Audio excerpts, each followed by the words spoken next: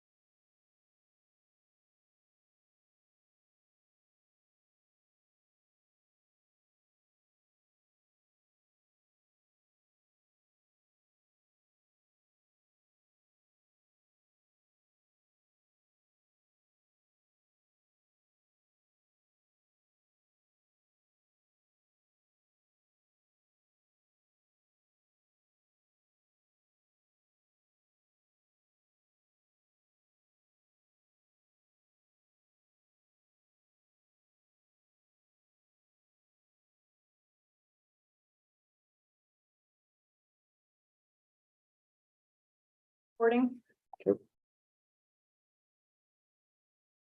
So thank you for being here, everybody. My name is Mike Wickers, Mayor of Cottonwood Heights. And this is the Cottonwood Heights City Council work session for Tuesday, November 15th, 2022. We're going to start with a review of our business meeting agenda. So we will begin with a pledge like always. We actually will then we have an acknowledgement that is basically a presentation from Brooksy, and so they will be presenting the check to the rec center. So for the marathon, so the proceeds that the rec center will get, we'll have an official presentation for that. We then will have our city council committee reports, and we'll try to keep us to 3 minutes each again. A citizen comment period. And then 2 legislative actions for tonight. So the first one is a consideration of resolution 2022-59 approving entry into an agreement with Salt Lake County for tier 2 ZAP funding. And Paula, are you prepared to talk about that with us to kind of give us some background? Yes, right now. Yes, if that's okay. Yes. So every year we apply for the Zoom grant. This year we were given $15,000, and that's the largest amount we've received so far. This grant helps us fund several arts council activities, such as the musical, venue rentals, advertisements, the master class, culture of hip hop performance, and the Aspen Wind concert. This is a matching grant, and the Arts Council has the funds within their budget to match this grant. So we are asking for the council to approve it. Great. I think you'll get unanimous support for such a thing. So thank you. Appreciate that background. So the next item for tonight will be consideration of resolution 2022-60, which is declaring certain property surplus. And I'll let our Administrative Services Director, Scott Sturgis, tell us a little bit more. Okay, so there's a total of 7 vehicles. 2 of them are police vehicles. It's a 2016 Ford Edge and a 2014 Jeep Grand Cherokee. Both of these vehicles, one has 50,000 miles, one has 83,000 miles, and they're just getting older, and we'd like to turn them over. In addition to the leased vehicles that we have a certain number of vehicles that are used for more administrative purposes. Usually they don't get any miles on them each year, or they're used for what they call cold investigation cars, so they're not easily recognizable as a police vehicle. And these are the kinds of cars that we turn over. We usually buy another car that's, maybe nearly new or something like that on the process. There are the 5 vehicles that are currently, the pickup trucks that are currently in Public Works that we're in the process of turning out and finally receiving those vehicles and putting them into service that we have on the lease. That's going to save us a lot of money. And so we're proposing to sell these vehicles. So it's a variety of a 2021 Ford F-150, a 2014 Ford F-150, a 2020 Ford F-150, a 2012 Ford F-150, and a 2013 Ford F-150. So 2 of these are a little newer, and several of them are quite a bit older. 2 of them have over 100,000 miles on them, but the market is of such that we think that we'll actually get quite a bit of money coming back in from these sales on these. And we don't have any plans to, at least for that I'm aware of at this point in time, to repurpose any of this money. This would just be going back into the general fund. And that's what we would like to do. So the police vehicles are ready to be disposed of now. The Public Works vehicles within the next month will be ready to be disposed of. Okay. Great. Who's handling that for us? So our police department does that for us. Dan handles actually, making the ads. Tim will approve any sale offers that come in. We'll of course verify that against a blue book. There's several blue book sites out there where you can verify the price that's offered. We've been getting very good money for those in the past few vehicles. I think we sold 3 or so in the last little while, and we've been getting very good money from them. So we anticipate that probably the same thing will happen with these. Okay. So great. Any questions? Scott, council. is that what I see parked out here, those vehicles in the, Yeah. in the lot? The public works ones are still being utilized right now, so those ones are not here, and I'm not sure exactly where the police ones are parked right I now. just, when I came in, I saw some, but some weren't marked. There are a couple of public works vehicles that are here that we're kind of cycling to the vehicle builder to put the flashing lights and some other things into them. Some of them may be ready and some of them may be in the process of going there. So, yeah. Thank you. Great. Thank you, Scott. Appreciate it. So item 7 is the consent calendar tonight, but we are not going to approve the minutes. Those didn't get finished and sent out. And so we will actually propose that they get moved over and approved in our first meeting in December. Okay, so no approval of minutes of the consent calendar tonight, and then we'll adjourn. So Paula, any update? We're having technical difficulties, so maybe. Okay, great. Ben came first. Great. So what we'll do is we will move on, go from number 2 to number 4 and come back to number 3 on our agenda item tonight. And we have the executive director from the Cottonwood Heights Parks and Recreation Service area. Looks like a lot of your trustees and friends are here with you as well. So come on up, Ben, and we'll turn some time over to you to present to us. Thank you, Mayor. Yeah.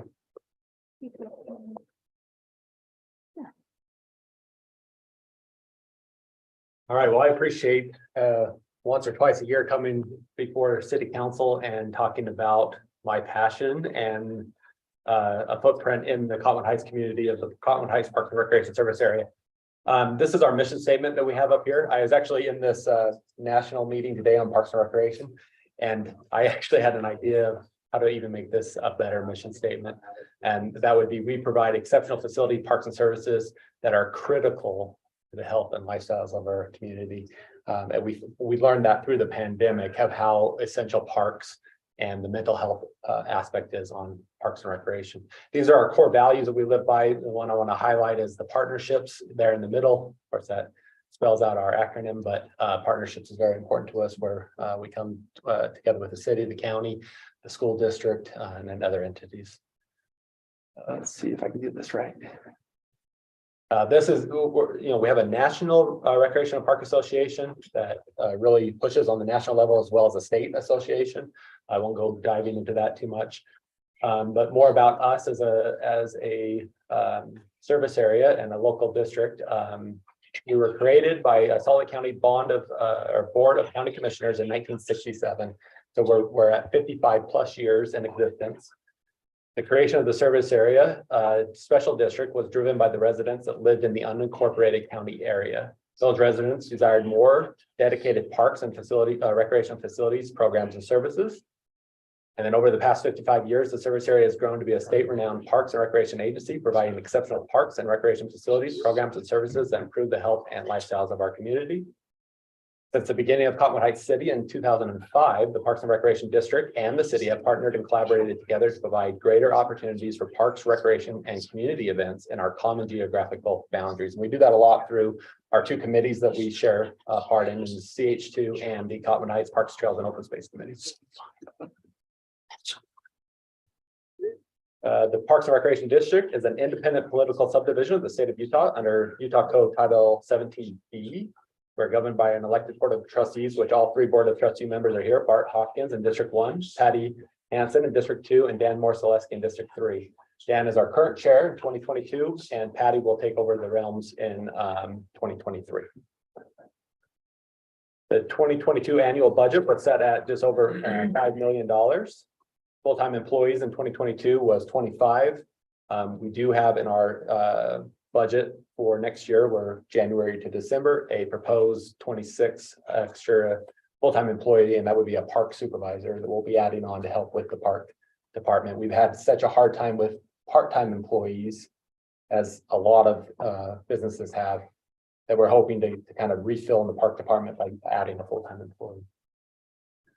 Part-time employees can range anywhere from 180 to 320, depending on the season. The outline in yellow is, of course, you're familiar with, that's the city boundaries, and the pink inside is the Parks and Recreation Service area. You can see that most of our organization is within inside the city. There are a few exceptions to that, but then there are some city areas that aren't in the service area. So kind of just an interesting thought. Here are the districts of the trustees and where they represent. And I imagine you can line that up with what district the city council represents with your 4 districts. I wanted to go over property tax history. As a special district, the Board of Trustees has independent taxing authority over property taxes and or bonds. Those are the only 2 taxing lines of revenue that we have. Over the past 55 years, the Parks and Recreation District has only increased the property tax rate 5 times, and I'll show you a graph of how that kind of came to be.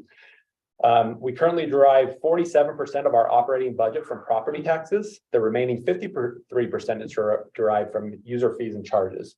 The national average there is about 60 to 65% generated from property taxes. So as an organization, we are doing extremely well compared to the national average. The 2022 certified tax rate was 0.000583, and that is 42% of our authorized legal tax rate when it comes to property taxes. And there's our maximum by law amount that we could go up to. This is a graph of just property tax rate history. So it goes all the way back to 1986, where we were at just above 70% of our authorized tax rate.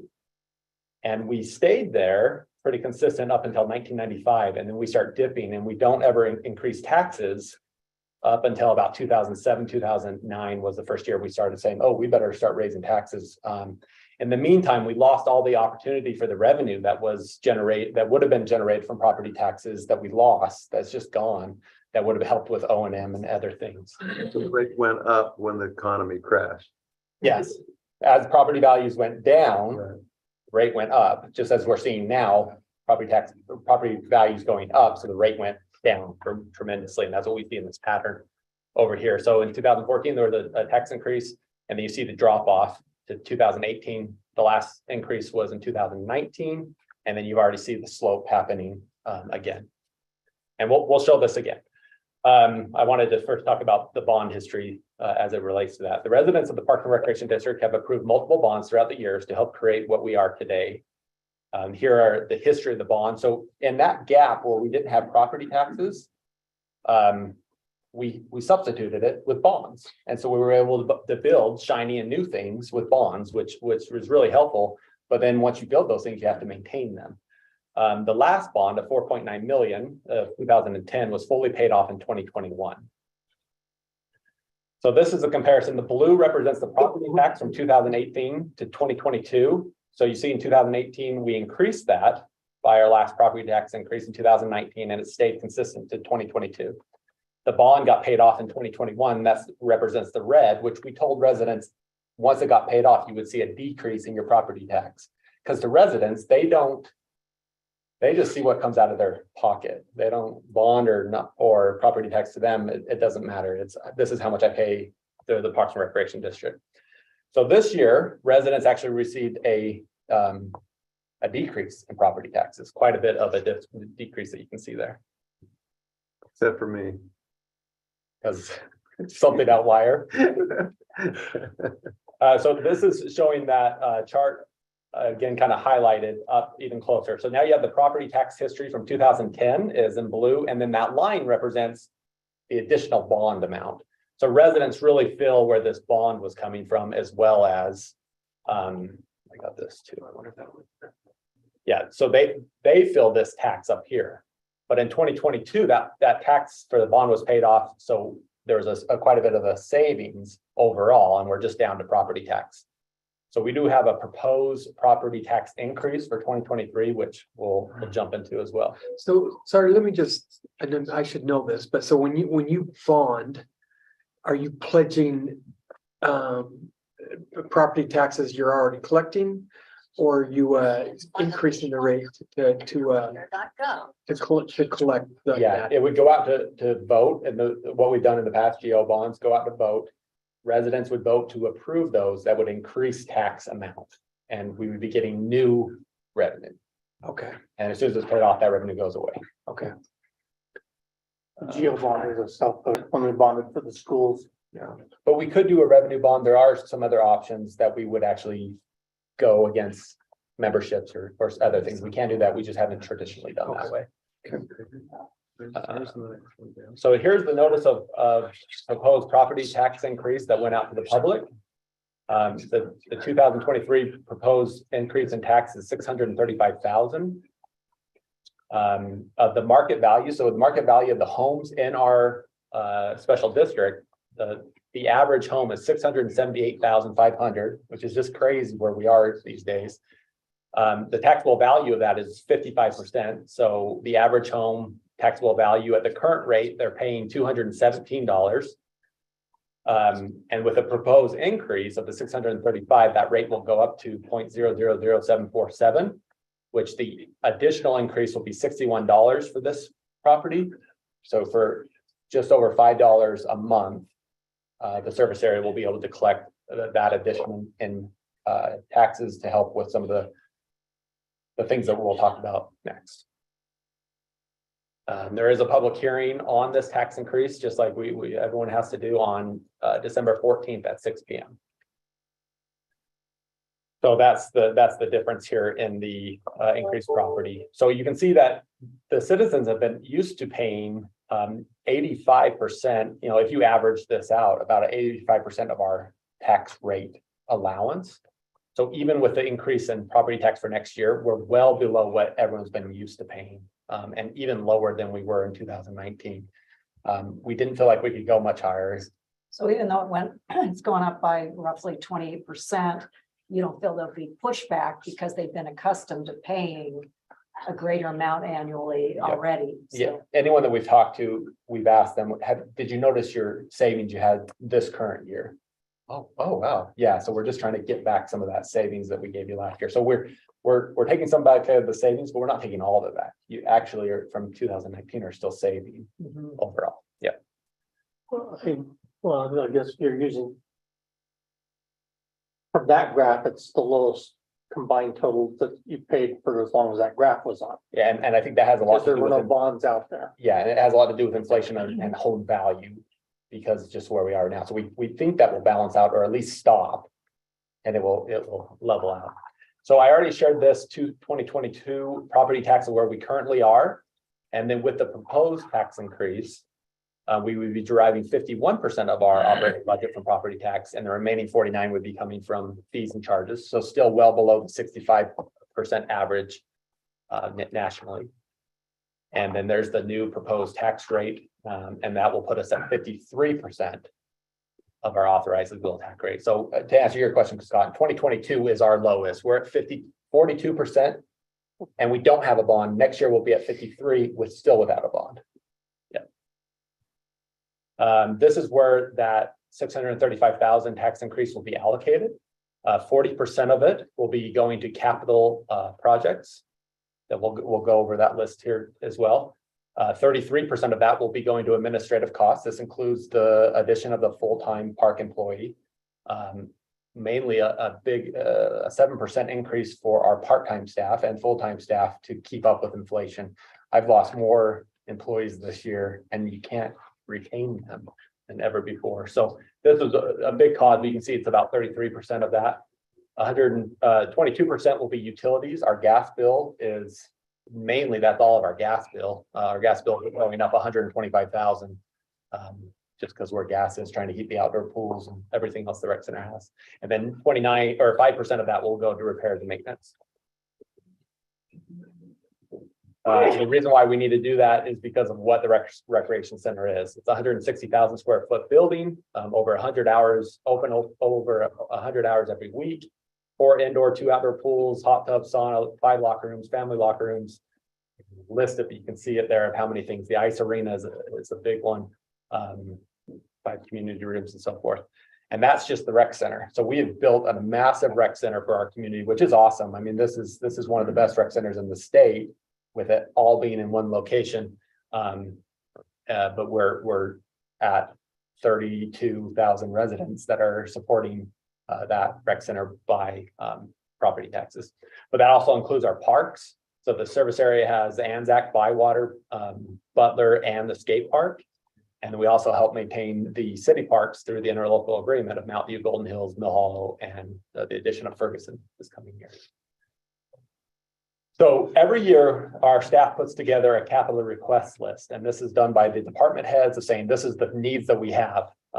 We sit down and this doesn't include things that are not realistic, like the outdoor pool needs repairs beyond this list.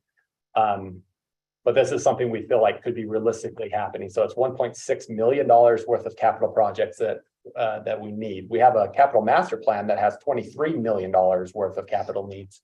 And then because of where we are with our generating of revenues, the recommendations that we were able to put forth to the board that hopefully will be approved through the budget process accounts for 418,000 of that 1.6 million. So you can see that we're just touching the iceberg of the capital needs that we have. But some of these things are really exciting. So we got the track funding has progressed to where we feel like that's been recommended by the track community board, advisory board to county council, and the mayor is backing that recommendation. So I think that will go through the process, but we won't know for sure till December 6th, but they've never really altered after you get to this point. It seems like it goes through. So that's our matching funds of that track application. The Michael J. Peterson pickleball lights, we had the city assist us in that in 2022. And we estimated to be about $60,000 when we came with inflation. We're going, we're not going to get them for that amount. What we found out is we're able to do that if we can add 40,000 to it. So we're committing 40,000 to connecting it to the city's already 60, and we'll be able to light all 6 pickleball courts. So we're really excited about that. We got to move the indoor diving board. It's What's the time frame on that lighting? I think we can start going as soon as the spring, as soon as we turn it our calendar year when that fund becomes available, and then we can get it going. So by spring, those should be up and going. Whenever they got to pour concrete slabs for the light poles, so but they can pour concrete in winter too. Put some calcium in it, yeah. Yeah. Some operation facility maintenance things, HVACs, facility truck, parks. The first 3 pickleball courts that were built are past now their life expectancy of the surface. So we have to resurface those. So we budgeted to resurface those at 20, and then in a couple of years we'll have to do the other 2 or the other 3 plus tennis courts and stuff like that. So we're getting that rolled in. The skate park fence, I think we changed this actually to skate park improvements.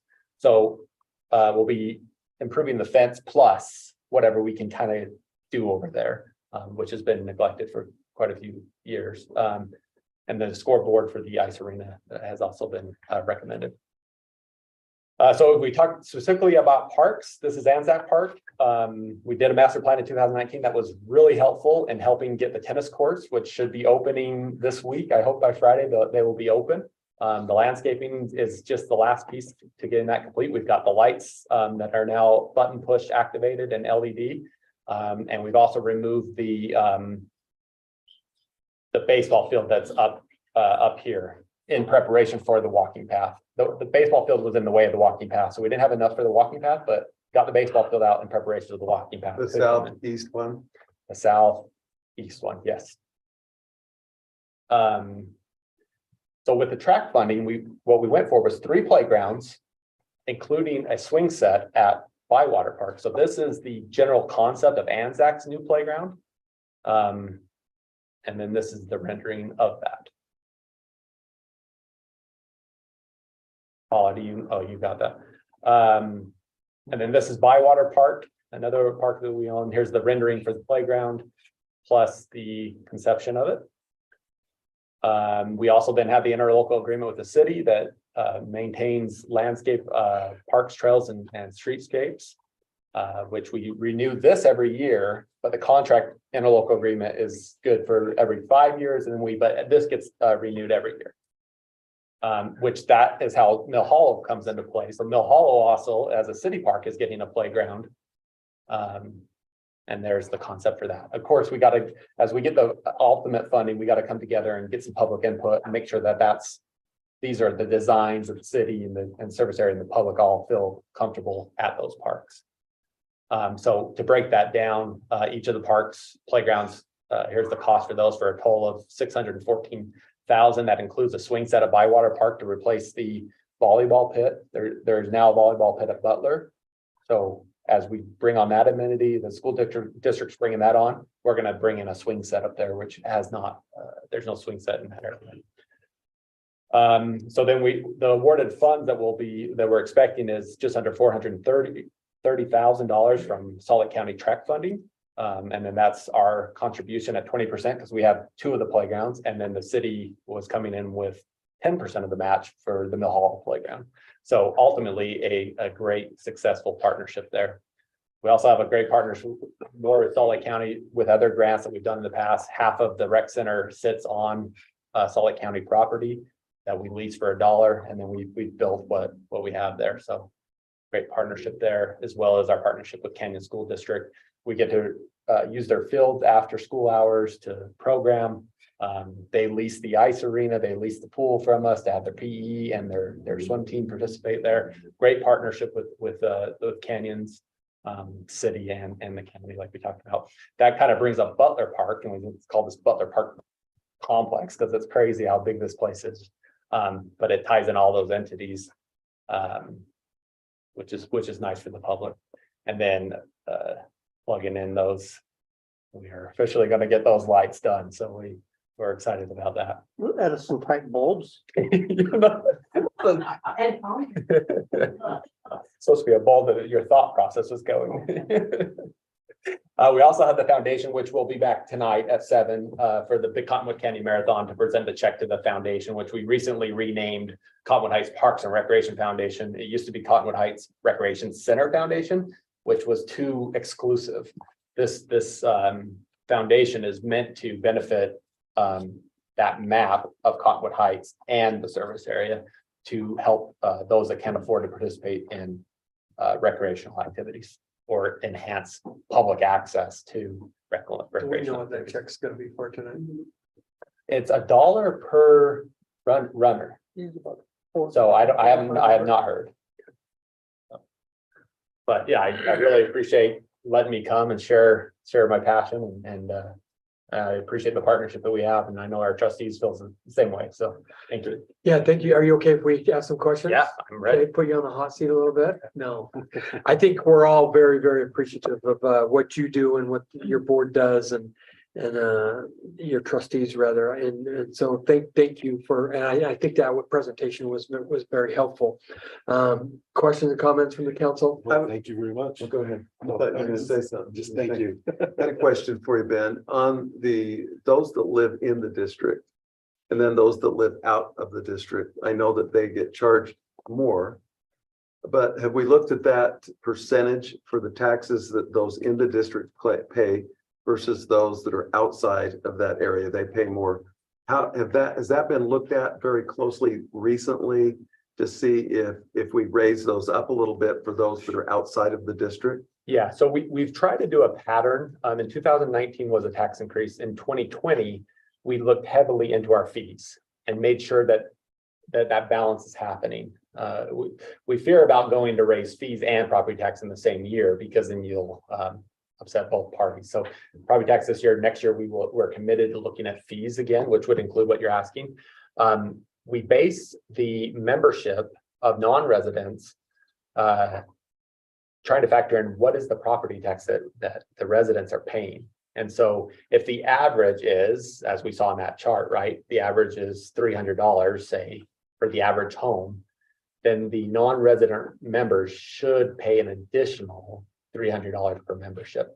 Right now, it's about, we do it by percentage, so they pay 50% more than the resident rate, which gets skewed a little bit when you get to the family membership, because then the family membership is double. And if we can figure out next year how to just say, what is the average property tax amount that the residents are paying, and just, hey, if you're gonna buy a membership, it costs that plus what the membership costs, would probably be a better way to do it. And then as we raise property tax for residents, well, then the non-resident rate would match that as well.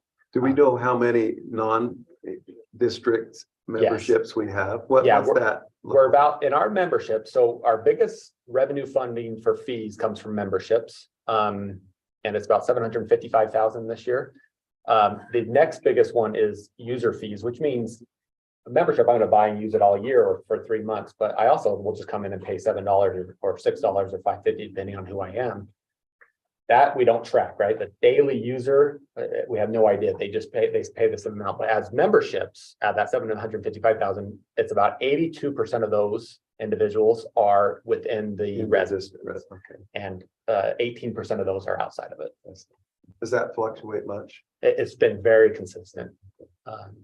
So we'd have to look at the attrition we'd have if we raise it up to see what the revenues would be. Yeah, because the non-residents help subsidize that. I mean, if you just went and said, hey, we don't want non-residents, it's just residents.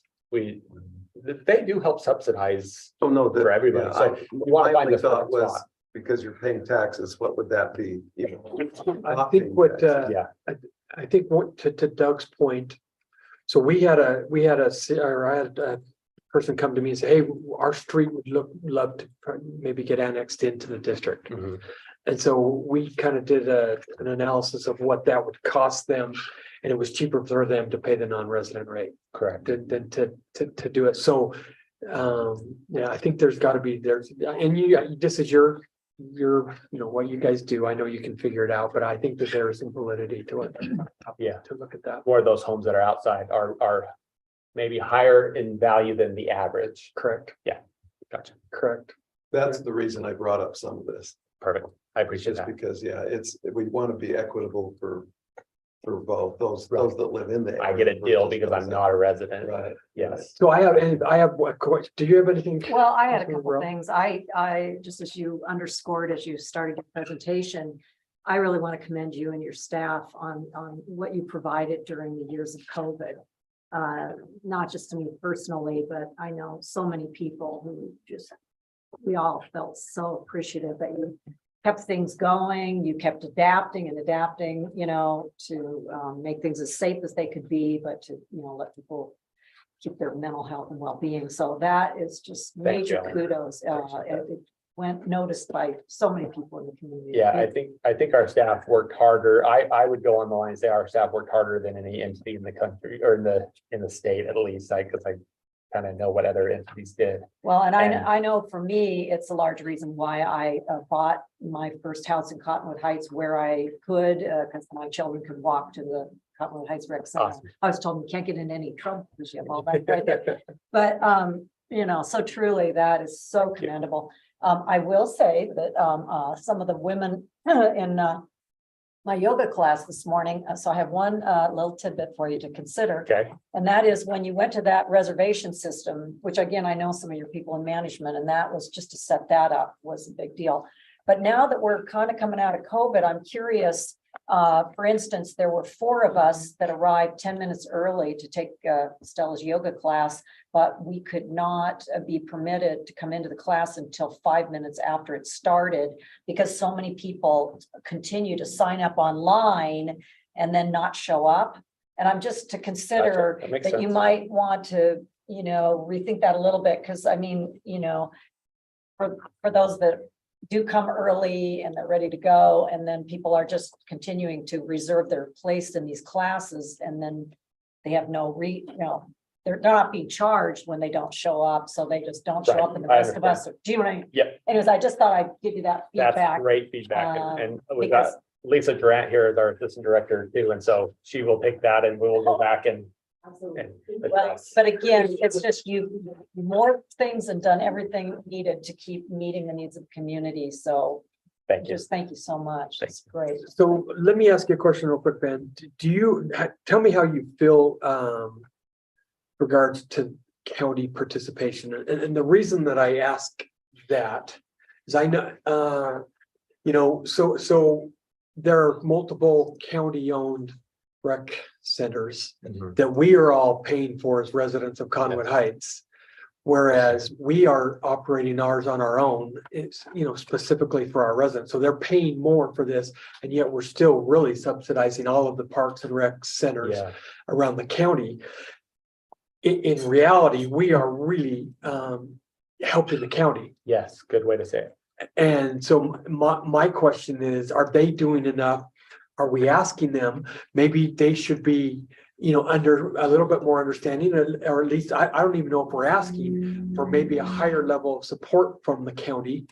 I know they've been, we've gotten the track grants, but are we asking for enough? Are they participating enough in this process? It's the only thing that I don't love about this is that we're almost paying double taxation. And when you think that we're paying for other people's rec centers and our own, and they're only paying the county side of it. But anyway, tell me what your thoughts. So I think the best way to address that is to continue to put pressure on the county that these residents deserve parks and recreation taxes to be used here in Cottonwood Heights.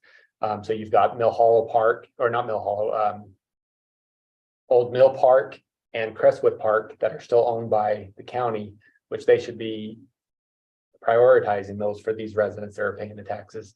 And then also supporting us in CH2 and Parks, Trails and Open Space when we have grant ask that those get funded regularly by the mayor and others, city council and our board, expressing to them how important it is that these residents get represented with the county tax that they're paying. Is there a share of operating costs that we could ask them for? Is there any type of funding that way? I mean, I don't know. Yeah, we have tried that. I know the previous executive director, Mike Peterson, tried to put into place where even like facilities would come out and help at the rec center. And it just gets so complicated, and the county doesn't have the resources either. Like we're taking over, we continue to take over more community parks in our area because we value them and we want to make sure they get the love and care that they need. Yeah. Where underneath county, it's a little less. They got so much to deal with, so many parks to handle. It's hard for them to balance all of that. It's a big county. Yeah. Yeah. They invested in a lot of their smaller parks a few years ago, partially for that. I mean, that was just an added expense to us, but they did that countywide. Yeah. So I think Crestwood is a prime place for us to make Thanks sure. for bringing up Crestwood. That's what I was gonna. That's a bring up regional next, park, is and it The should, regional park, we had some real issues with, you talked about your staff that was spot on as far as getting employees in, even during the pandemic. The county was not easy to work with on that. And we're trying to keep that pool open. And then they looked at it and they said, yes, I thought for sure we're going to get some ZAP funding from that. Has that been mentioned at all? Well, the ZAP process is every 10 years. So in 2014, they'll go out to vote. So in 2024, they'll go out to vote to support the ZAP funding again. And then we'll be able to apply for projects in 2025. And that's when we want to make sure that we're at the table with Crestwood for sure, if not before. It's the bridge between now and then that I'm concerned about. You know what I mean? Because we've been on the edge here the last few years where they said we're going to close that. Yeah. We did have a lot of participation down in the area proximity to that we wanted to work as a partnership with the county on, and I'm hoping that we can do that again, because we'll be coming up on this in the next, how long is this winter? 7-8 months? But Feels like it. But it is, the Crestwood Park is a big part of what we're looking at closer, because thanks so much for what you got done. And Zach, even we didn't get everything we wanted to, but when the bids come back in, you're grateful for what you do get done. And I didn't know that it would be open this season. You said we might not do the landscaping until the spring, so. Yeah, we're really close. So I think the answer to that is the boundaries of the city. If we pull up that map again, the boundaries of the service area go right over Crestwood Creek, basically the creek. So the pool, tennis courts are not in the service area's boundaries, but they are in the city's boundaries. So the residents that want the pool open, they're the individuals you're talking about, Mayor, where they're not paying the property tax. So us as a player to assist, it's difficult for us to do that because the subsidy would be then being taxed by the others. And so we would either need an annexation of that neighborhood to jump in as a player, or we got to continue to put the pressure on the county to say, no, county, these residents those residents aren't paying, they're not paying the double tax. Yeah, I'd actually love to see county participation that lowered the member in resident fee, that made it even more affordable. But yeah, And that place could afford it. So I was gonna ask the last thing and then we gotta Yeah, move on, sorry to but take up so, your time. no, we really appreciate it. As far as, participation or use of the facility, do you have statistics for that? Maybe you could send to us how, how many people are coming a day and what's getting used, what, do you have those type of items? Yeah, I mean, as always, our summer hours, summer outdoor pool is where we get most of our, hundreds of thousands over the summer, right? Yeah. And usually we try to do that, maybe the next time I come, because then I'll see the whole year and be able to account Okay. for the whole year. So right now, we're right in the budget season. And we need a couple more months to get what 2022 really showed. There was times we had, unlike years before, this year, there were times that we didn't have enough staff to safely open the pool. And so there was days we had to say, I'm sorry, we're gonna shorten this down, but we, as best as we could, we're open. And it was darn it, every time we closed the pool, that was the day the sun popped out. But even with that, we met our revenue goal for the outdoor pool. Memberships are above goal. And so we feel like next year we're strongly coming back from the pandemic as people are participating. Okay. Can I ask one other Yep. just quick thing and perhaps Ben, you can follow up if you want to give it some thought, but as you know, one of the things that we're doing right now is the general plan update. We're also, looking to the Fort Union Boulevard area as a potential developing as our city center. One of the things that a lot of my constituents are interested in is a senior center. Now, the rec center has the Silver Sneakers program. I mean, there's a lot of wonderful things for seniors. Do you have any thoughts for us as we think about how we can accommodate seniors in a, perhaps an innovative way? Because I often have thought of the Cottonwood Rec Center, it's such a large facility. Is there any chance to further give service to seniors? Yeah, and it's a priority of our trustees as well. We're seeing the demographics change, to where we have more of a, right now. yeah, we have more of a balance in age, a little bit more than we used to, but that is a priority of the trustees. We keep our senior memberships low, Silver Sneakers, and even our membership if you don't have that. The other thing that we're doing is we try to put the pressure back on the county as well. They have aging services that we are all paying taxes for. And so right now, we just recently developed another program with the county where their aging services is coming into our building and they're running a walk.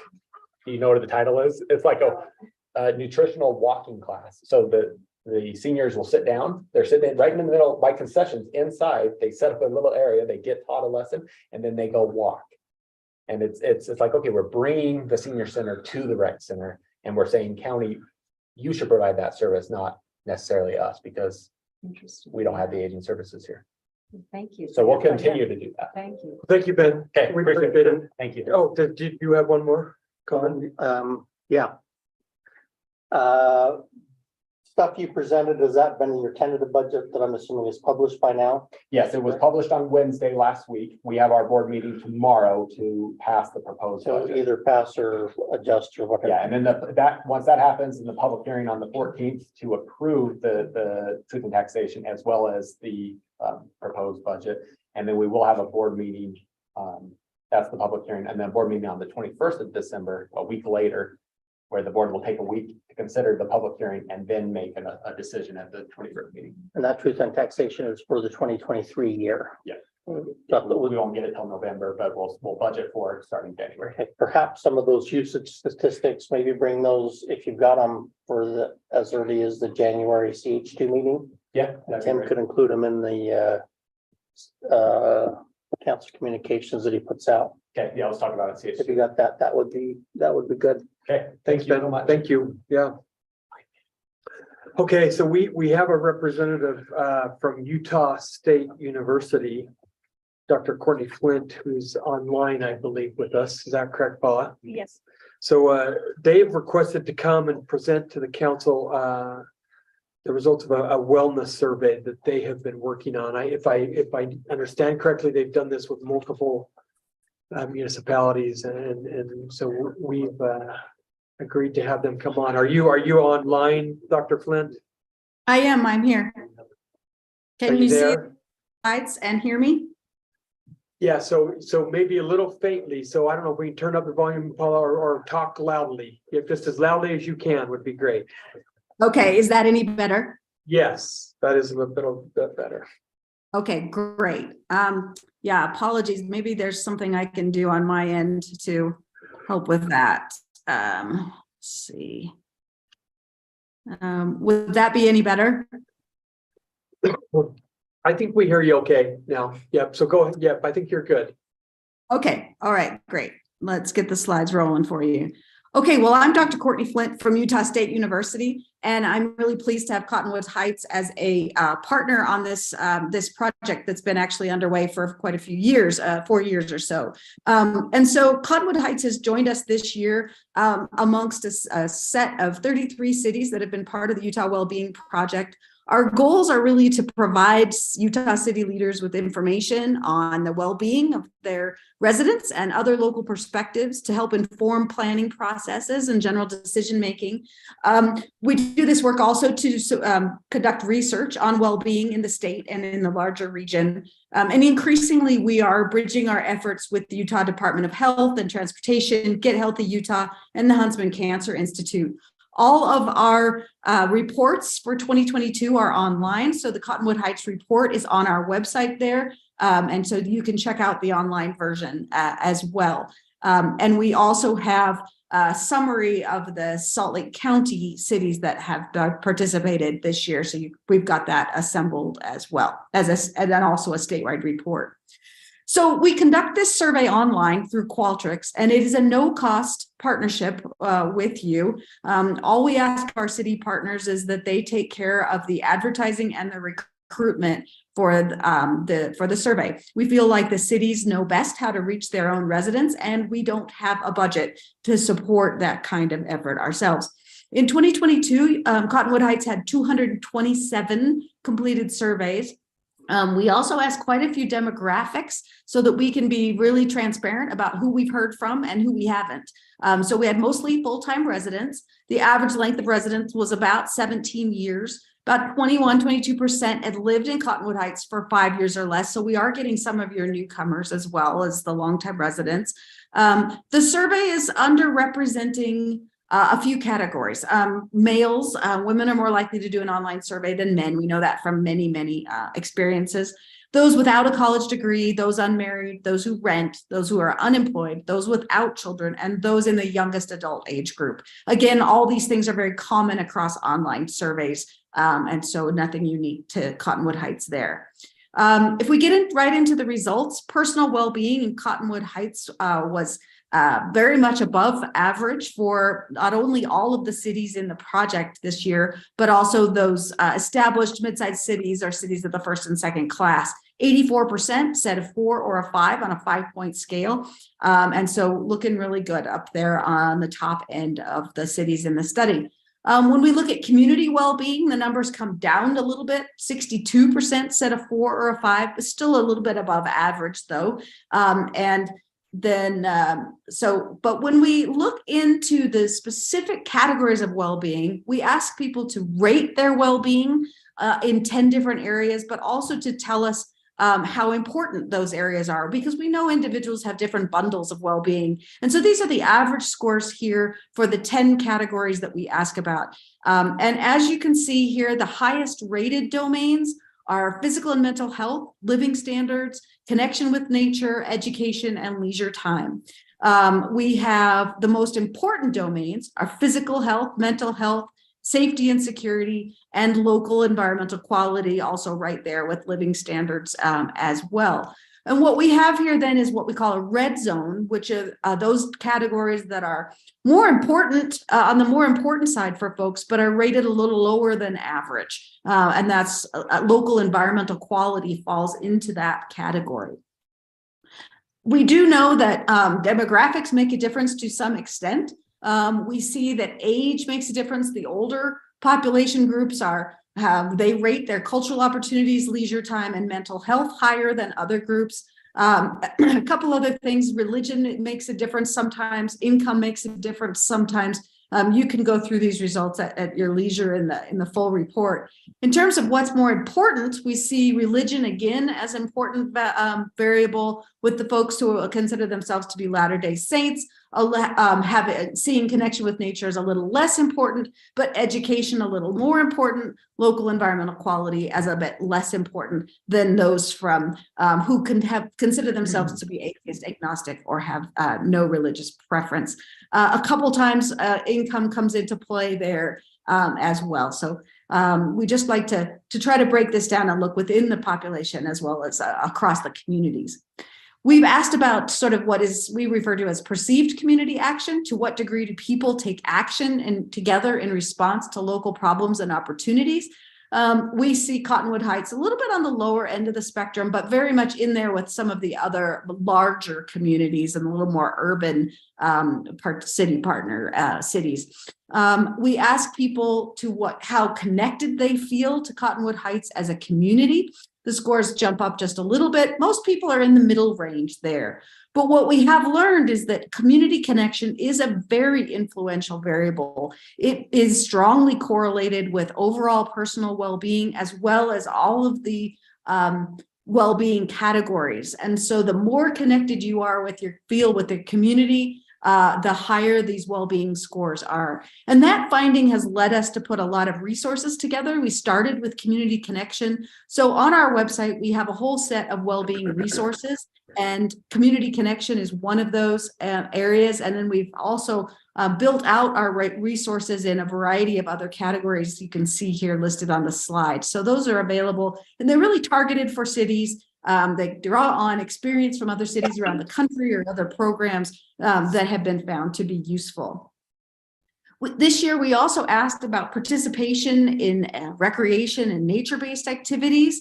Lots of activities going on there. We've got a lot of people enjoying wildlife or birds, gardening, recreating in parks, non-motorized recreation, and so forth. Even just about half of the respondents participated in city recreation programs, which we found to really strongly be related to their community connection. So those rec programs you were just talking about before I came on are really influential in building that sense of community connection.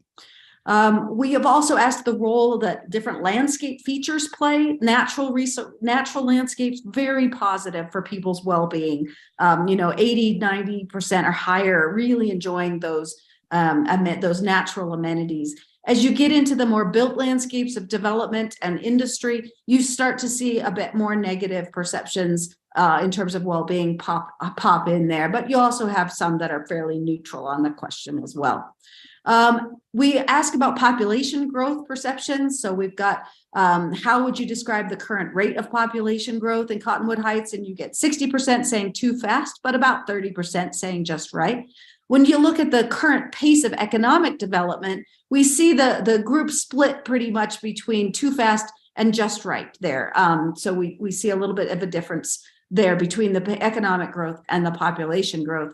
And as you compare to other cities, you can see here that perception of too fast population growth is a little lower than some of the other cities that are in that Utah League of Cities and Towns caucus group of the cities of the first and second class and the established mid-sized cities, and really sort of right there in the middle of the pack on the economic development question, looking similar to others. We do ask a series of questions about concerns for the future of Cottonwood Heights, and we have air quality and water supply topping that list. For cities that have participated in the last couple of years, we've seen water supply in particular screaming up to the top of the list. That wasn't nearly as high even as of last year, but jumped about 25 percentage points on average for cities that we've surveyed over time. But you can also see that other issues like affordable housing, climate change, very high a concern for Cottonwood Heights compared to many other cities. Roads and transportation, public safety, recreation opportunities, access to public land, opportunities for youth, access to quality food, all of these really very much above the majority of the respondents, indicating that they are a concern for the future. We ask people what they value about living and working in Cottonwood Heights. They think it's a great location. They love the social climate, the friendliness, the sense of community, access to nature, the natural beauty of the area. They feel safe. They like the peace and quiet of the community. We have shared all of the open comments with the city, and there are a lot of additional comments. We found people really took the time to share their opinions in all kinds of areas. So I believe Lindsay has that report. If it hasn't been shared, she would have it to be able to share with you, and you could read. We don't edit anything. We just give you all the raw comments, and that hopefully that will be useful. And with that, I thank you. I will just let you know that our next survey effort will be in early 2024. If you're interested in participating again to see how these things change over time, we are taking a break this year. One, because we think survey fatigue is very real and we don't want to overburden your residents. Secondly, we just really want to work more with the data. We have an opportunity to work with the new Healthy Places Index and do some comparison work and to really think about our survey data going forward with other efforts. And then we need to do some fundraising. We've been running this project on about $15,000 a year, and it's just not sufficient as we are growing the numbers of cities who want to participate. So we need to take some time to do a little fundraising. So we'll be doing that as well. But we would love to have you participate when we do it again in 2024 if you're interested. And I'd be happy to answer any questions that you might have. Thanks for your time. Thank you, Dr. Flint. That was great. That was great to see and some of the responses. So we really appreciate your time. And anything that you'd like to add, Council? I definitely, if we can have them back in 2024, I think that's something that at least half the council, a little bit more, is guaranteed to be here. Yeah. No, we appreciate you encouraging our participation, and we will look forward to continuing to participate. So thank you, Dr. Flint. Really appreciate it. You're welcome. Have a nice evening. You too. Thank you.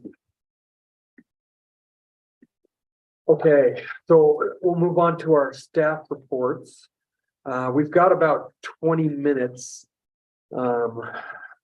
dedicated to a discussion about the possibility of forming a public safety advisory committee. So I was gonna have let's see, I'll probably have Chief Russo. Do you want to give us some background on Chief on this?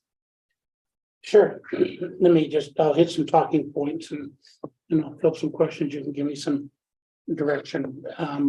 We've heard a lot of different models being offered to us in this area, but there were several topics that remained consistent. So let me go through a couple of those topics and hit a couple of those areas real quick, and then we can discuss it further. One of the top issues is diversity.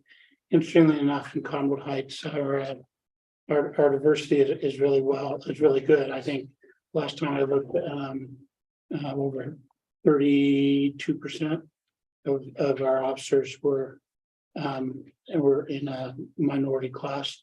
In fact, so much so that at Butlerville Days, I routinely get asked by citizens, and they see our group of officers standing together, if they model the demographic within Cottonwood Heights, and the answer is actually no, because we have, Polynesian, African American, Asian, Latinos standing together, and that is not, we are really good about hiring a diverse population, but truly, the goal was to hire the best candidate for the job, and it just sort of worked out that way. And I think when we talk about these other issues, use of force and cameras and discipline, a lot of it comes down to one thing, and that is that we hire correctly. If you're hiring correctly and you're supervising them correctly, a lot of this other stuff sort of takes care of itself. So Tim and I talked about a number of issues, and we'll hit on a couple of them, and then we'll go further. Body cameras. Let me first back up. Back in 2020, a group of suggestions were made, demands were made that police, they called it the #8 things that were very important to the groups. And I will tell you that of the #8 areas of concern, Cottonwood Heights was already doing all 8. We already had those issues within policy, and we had already trained and had those here. We didn't have to change a thing to meet that 8 guideline.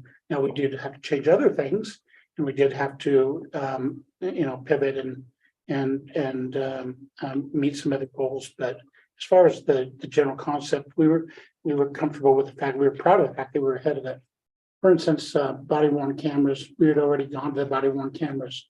And we progressed that to the point where, as you know, we've come to the council a year or so ago, and we asked you for an upgrade on that system. Initially, I'll tell you that the officers were a little apprehensive about using body cameras. They didn't understand it. They thought they're under more scrutiny than they ought to be. Interestingly enough, have a couple of events, and now they are absolutely sold on it. They won't leave without it. They really won't. And my complaints have gone down, and if somebody calls in a complaint on an officer and we have a body camera video, we simply invite them to come down and visit and watch the camera. Most do not. Once they know there's video, they choose not to come in and withdraw their complaint. Another byproduct of that is truly, I can tell you that the officers actually act better. They were always good officers and they acted well, but when you know that you are being recorded at all times, and I wasn't worried so much about the use of force. There might have been times when somebody might have made a snide comment or taken a little shot, verbally. And now that they know that they're being monitored, that stuff doesn't happen. So they act better and they're more professional, and we like that.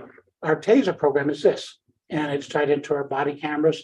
And our system is a little unique in that when we turn on the overhead lights, one of the problems that comes up that when you actually do their job and are involved in something like that, like anything, people will second guess in sports. Why didn't you do that? Why didn't you hit that body camera? Because their mind was distracted. So we've taken that off the table with a new system. So when they turn on their overhead lights, the body camera comes on automatically. When they remove their taser from the holster, the body camera comes on. So you don't have to tell them to do that. When they remove a weapon, they're little indicators in the holsters. We bought special holsters.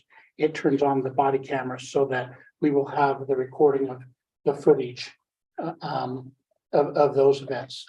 In addition to that, Assistant Chief Brenneman is pretty good about, even absent any complaints on a lot of, even not major events, just routine events, we'll audit those, and he'll go through and look at those uploaded videos just to kind of review the progress of the officers and how we're interacting with it. Because everyone, and when you have a major event, everybody wants to see it, and that camera gets released out. But to you, when you're the one getting pulled over or just having an interaction with the police, to you that day, that is the biggest event of your life. And it may not make the news, it may not be an extraordinary event, but to you, it is a big deal. So it's a big deal to me. And we review those interactions, make sure that the officers have conducted themselves properly. And if we have to train or correct something or improve on something, that's how we do it. So very important. We talked about training the officers. De-escalation. De-escalation is something that we hear a lot about, and we do train on that. The state requires, just for context and reference, 40 hours of in-service training a year. Our officers do 3-4 times that a year. We far exceed that. De-escalation is interesting because although we do train in techniques and de-escalation and verbal judo and those kinds of things that are out there.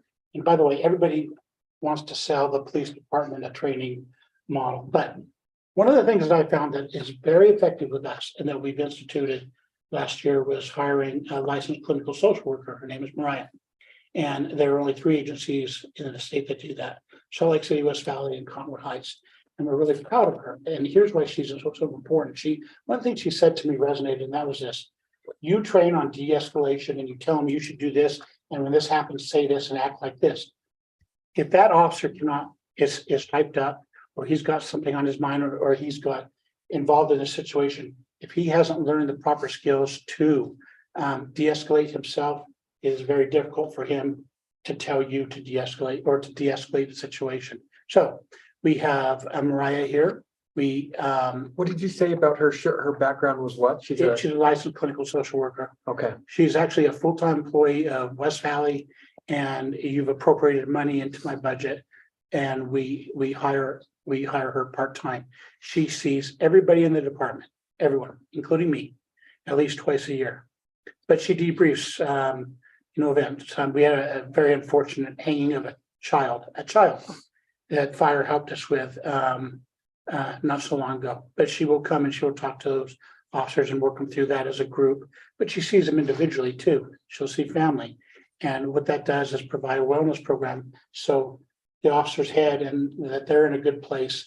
If they're in a good place, the chances of them knowing how to de-escalate and serve in a situation where the tensions are heightened, I get a better result by having her.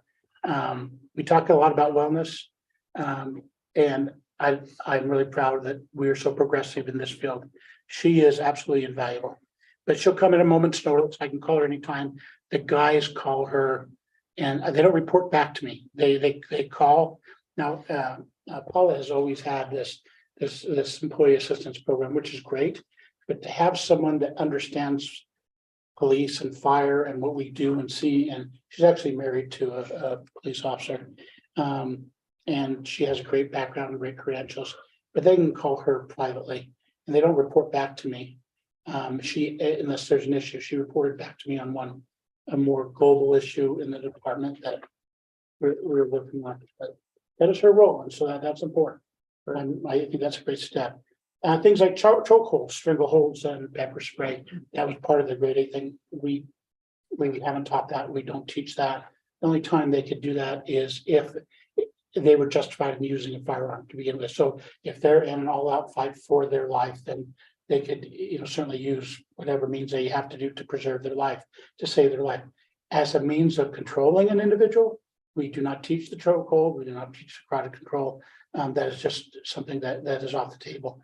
That was standard practice several years ago. We don't do it now. It's not something that we use. It's just in our policy that way. So, what they talk about drug testing policy. Paula has a good random drug testing policy. Human Resources will send out drug testing randomly every month. Those who are in a heightened job assignment, like narcotics, or they're in the evidence room or something like that, go into the system and speak interrupt me if I misspeak. They go into the testing process more often, or their name can be pulled, but every month we random drug tests and we send the person down for an exam. In addition to that, if you're involved in a reportable accident or something of that nature, it is my policy, and it's in our police policy, that we do a drug test. For no other reason than we want to protect you and we want to protect the city. So I don't want the argument coming up later on that the officer was impaired or whatever. So we take that off the table and we will form a drug test, and then we report back to Human Resources with that. In addition, we have probable cause testing. So if we observe behaviors or something that's unique or out of the ordinary, then I consult with Human Resources and we will send that person in for a mandatory drug test. Interestingly enough, the OICI, which is Officer Involved Critical Incident, Officer Involved Shooting Protocol, does not require a blood test on that. It's not part of the protocol. It's not what they do. We require it here. I require it. So if they're involved in that, I send it for a drug test. Same exact reason. Not that I have a reason to believe that they're impaired or whatever, but we're going to take that off the table because I don't want that coming up later on. So, discipline, progressive discipline. If you haven't been around me for a long time, you know that we do a good job with discipline. If we have a problem employee, we use progressive discipline. We try to correct them, have a great investment in those employees, but sometimes behavior is so unacceptable that we have to terminate the relationship. And we had one of those recently where an employee was involved in a criminal matter, and we terminated that employee the next day. And that is our policy. We also don't tolerate cowardice, nor do we tolerate lying. If you lie, you have to go. You can't be here anymore. Let's see. Hiring practices, retention efforts. Well, you solved that because you have us in the top 3 this is a good place to work. We had some struggles a couple years ago, but the people are happy here. He made sure that their pay is more than fair. They're certainly competitive. Yeah, they're in the top 3. We do the same thing with fire. The equipment are good, the working conditions are good. Quite often people don't quit their job, they quit their boss. And so we try to instill a family atmosphere here. Expectations we have for officers. Officers have to do all kinds of things, and people expect us to do all kinds of things, work all kinds of hats, like firemen too. They don't just put out fires and, put on a piece of oil on a sucking chest wound. We get to be a priest, a bishop, a counselor, all kinds of things to that end. We try to expand our skills, and as you know, we've done things like establish a relationship with the Autism Council, and we train on that all the time, every year, and we put on barbecues to interact with the community, the people who are providing services to that community, the directors of the facilities, the kids themselves, and have the officers interact with those kind of groups so that when they come and have an interaction on the street, we get a desired result and not something that has the potential to go bad. So I'm telling you this because there's all these little things that we do that you may or may not know about that we're striving to improve the product. Review boards is the big one that I get a lot of questions on. The 2019 legislature in House Bill 415 prohibited the appointment of any civilian boards, which directs the authority of the chief. They did that intentionally. Now, some agencies have advisory boards, which is a difference, which come together. And for instance, Murray has one which they talk about police and fire things. I think we've talked about in this meeting before. Am I doing okay? Okay, you're okay. I suggested we put actually a clock up there so that the presenter knows that's a countdown clock, so you know that's 20 minutes include deliberation or? Well, we'll see. We might need, I'll be down in 2 seconds. Okay, yeah, you're good. Thanks. Okay. Thanks. So there are models that we can discuss, and there are groups that have come together. My neighbor sits on one in Murray, and he goes down and listens. But there's a difference between what is our policy on this, where are we going on this?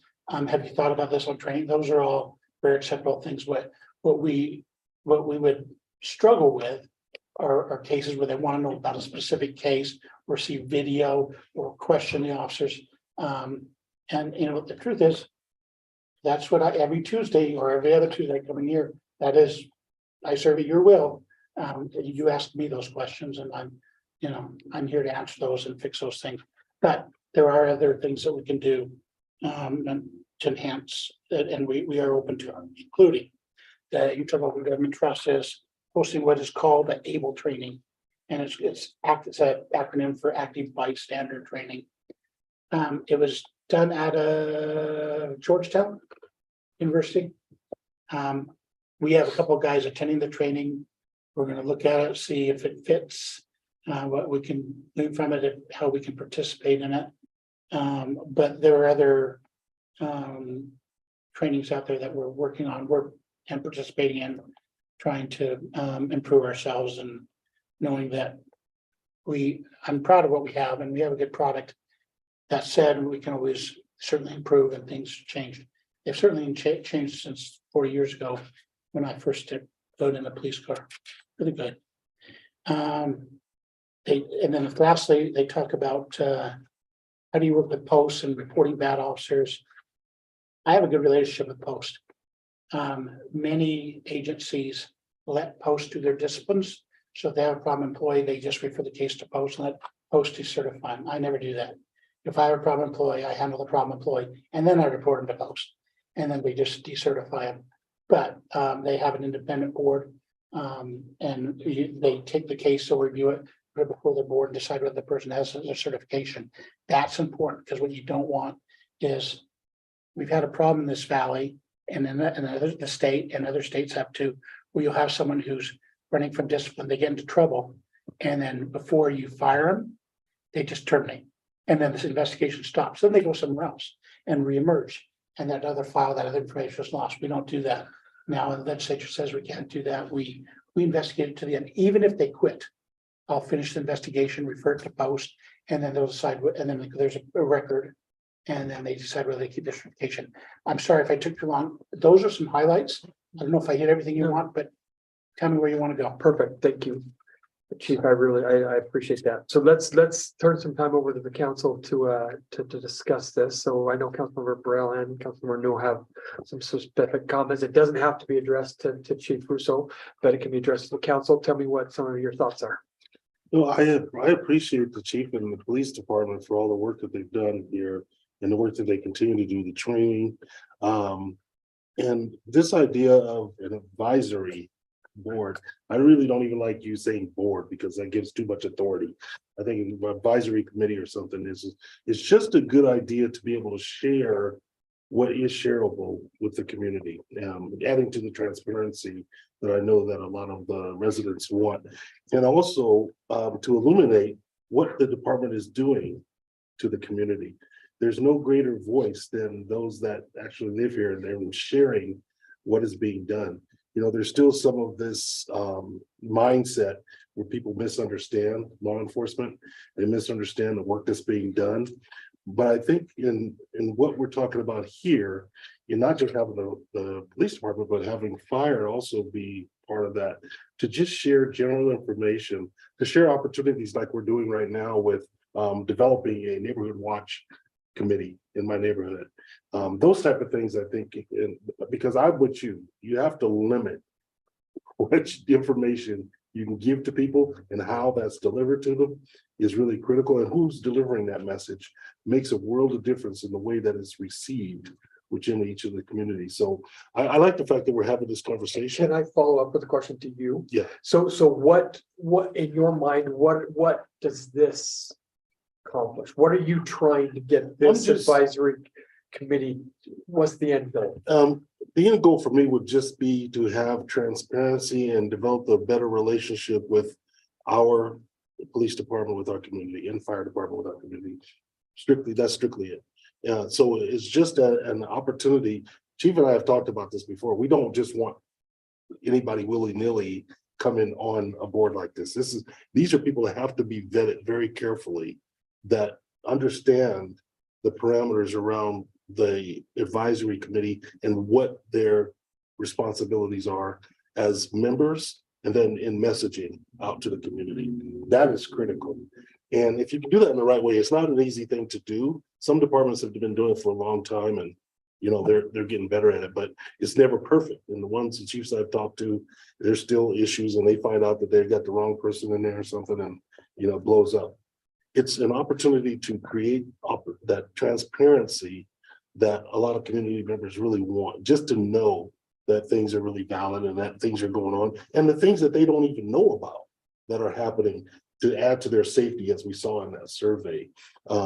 Because I see it, in talking to the chief and understanding how the department works. I love the fact that people say, oh, Cottonwood Heights Police Department, they're on it. I'm like, yeah, that's dang Skippy, stay out of here, But I want our residents to feel that confidence in our police department and our fire department. I want them to feel that they can approach officers. I want them to feel like they are embracing every aspect, every part of our city, every staff member, every law enforcement officer, every fire person, to be able to say, I can have a conversation with them anytime I want, to be able to honestly feel that within their hearts and to not have any adversarial mindset at all. And I want to clear that up out of things. And that's one of the messages I've been trying to share with people is you don't know. You're saying things that you may have heard from somebody else, but you just don't know. And I want you to know. So what it would be fair to make it a conduit for information. Exactly. Basically, to get that information, because I react when I see 3 officers on the side of the road now. I don't say, what a waste of resources. I've been trained and I know what's probably going down and I'm fine with it. Yeah, and we need to let other people see that. So what role does the Citizen Academy that our department I think runs that's play in great. that? I mean, it's great. It's great information to know how much work these officers, how professional these officers are. I went to the FBI Academy. So it's the same thing. I'm never gonna be able on an advisory board for the FBI, but I know how much work goes into it. And you gain respect by putting in some time to actually learn about what's being done. But it has to be continuous. If you go to the Citizens Academy one time and then you're done, you're a messenger to a point. But why not develop that mindset where you're a messenger continuously? And you can constantly say throughout your residency that our fire department and our police department are second to none. This is the work that they do. Don't misconstrue things that people are sharing with you. Understand the facts. Councilmember Burrell. Yes, I'm a believer that you can only appreciate what you understand. And as the chief knows, I went through the academy this spring. It was fascinating. Not everybody, has the time or, in their day to participate, in a several week program. And so I see a committee, and I appreciate Councilman Newell speaking in specifics, especially I think it should be called a committee, as we have committees about the things we care about in Cottonwood Heights. And I would see this as an opportunity to have, people from all throughout Cottonwood Heights have a chance to sit with whoever you designate on a regular basis, have questions answered.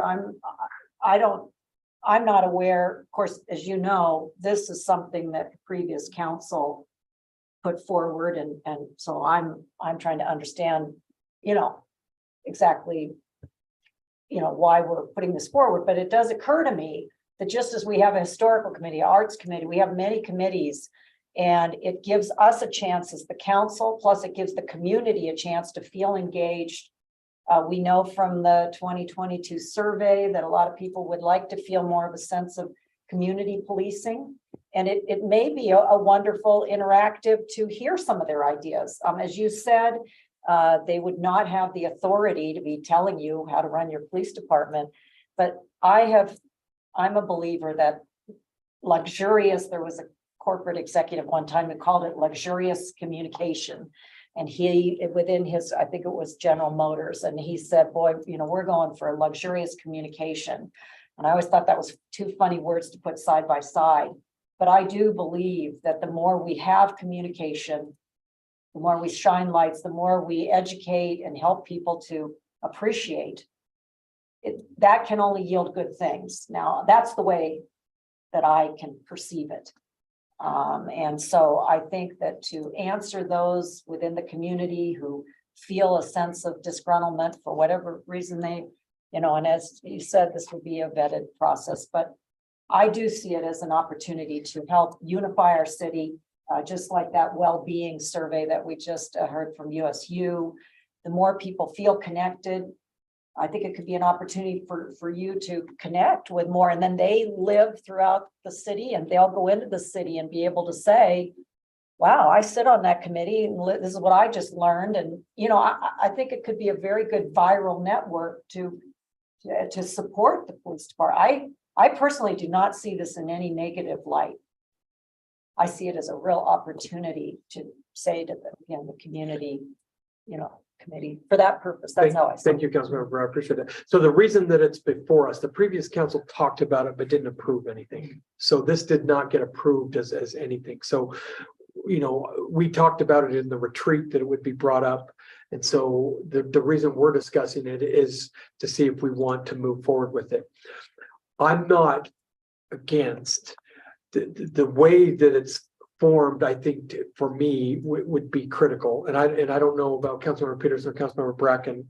They want to add to that. We don't have a ton of time, but the way that this got moved forward would get my vote. So depending upon how it was formed, whether it played a role in conjunction with the academy, I wouldn't be in favor of anybody ever sitting on a committee if they didn't commit to going through the academy to understanding. If we can parlay it into that where it does meet, pick a member from each academy to, be on the committee and then going forward for a certain term. Anyway, so the specifics for me are important on the details of whether or not I would be in favor of it. But let me ask Councilmember Brecken and Peterson to take a minute. Yeah. Say that I've been labeled the bad guy before, but some of the reasons it was brought up in prior councils was seemed to me to be more of a baton or a punishment or a hardcore negative type of a thing, and I've never. But what Councilman Newell's expressing, something's cooperative, something gets that information up and down, accomplishes the purpose, and I wouldn't have any problem with that. It's just a matter of, I'd love to see it in conjunction, possibly with some of the things that we're already doing, like the neighborhood watch. That is a great way that our police get out into the neighborhoods and see people on a human, one-to-one in their neighborhoods and their parties and things like that. So good, I'm not smart enough to say I know how to build it. Good thoughts. I think that's good. The question we all I have. think you touched something on that. The building of it would take the collaboration of our first responders and law enforcement, because we don't have the capacity or understanding of how that would look, right? We would have to have that be a joint effort, but that baton thing eats me alive, and you cannot have an environment where that's the mindset. For other committees that might be listening, they're gonna have better swag on this committee than That's what I'm hoping. So just because they do doesn't mean we would have to. Councilmember I Peterson. concur with what's been said here. I think the name advisory committee is toxic to me a little bit. We're not going to be advising the police how to do their job. If this is a committee that will support, understand, disseminate information. I mean, every now and then we see it on our council communications, somebody's madder than heck about a shed or a dog or all these things going on. And their perception of the police is totally off basis. And you need to look at yourself when you're doing that kind of interaction. And you don't have to be on the what we went through with the academy to know what our officers do for us. But we did. It was wonderful to be part of that and see exactly what they go through when they pull somebody over and see what happens. The only way I'd support this, if it was very much a vetted committee that was not throwing somebody in that has it out for our police, and having support and want to shed the positives.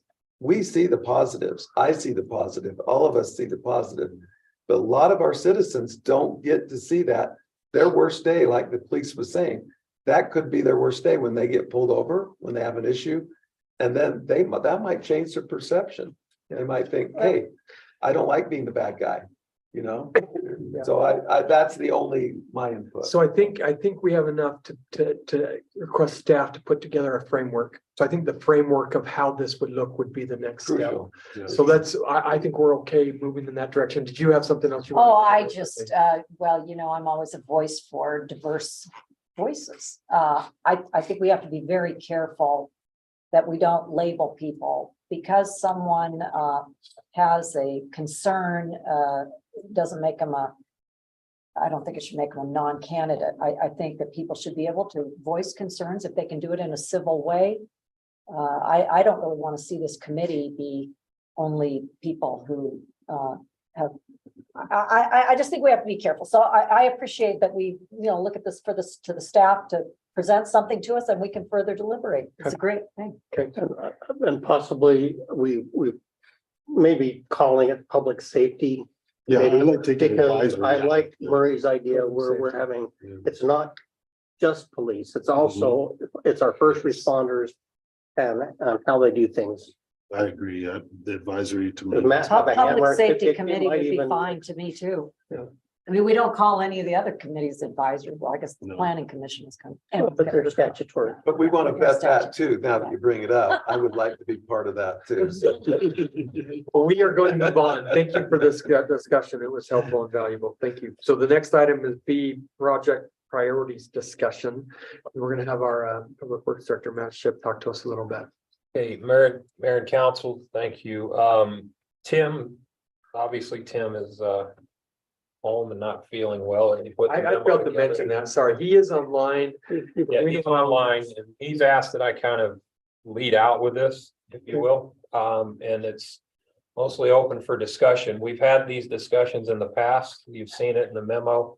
There's been some talk of that. The first thing on the memo, this is talking a little bit about traffic calming. One of the things that we are running into probably 2 or 3 times a month, we get calls for traffic calming in the city, whatever that may be. One of the issues that we do run into for that, we'll go out and do speed studies, find out some things. More often than not, it's a perception issue versus a reality when we get that information back and we're able to deal with it. There are other occasions where there are things that need to be dealt with. The problem we run into is budget. What kind of budget do we have to deal with traffic calming, which we don't realistically have a budget for that. And then we don't have a plan. I know there's been a lot of discussion in council with each and every one of you, and that's brought up many times. How do we slow our traffic down? How do we do those things? It's not speed limit signs. It's not anything like that. It's physically making the road traffic calming. And what's the priority? Who is that priority of what's out there? So one of the things that we are proposing that when you go to your retreat coming up, I believe it's in January, I don't recall, is during that retreat, you have that discussion on traffic calming. We're proposing that we take a look at the city as a whole, come up with priorities and what types of traffic calming we like in the city and we want to see in the city.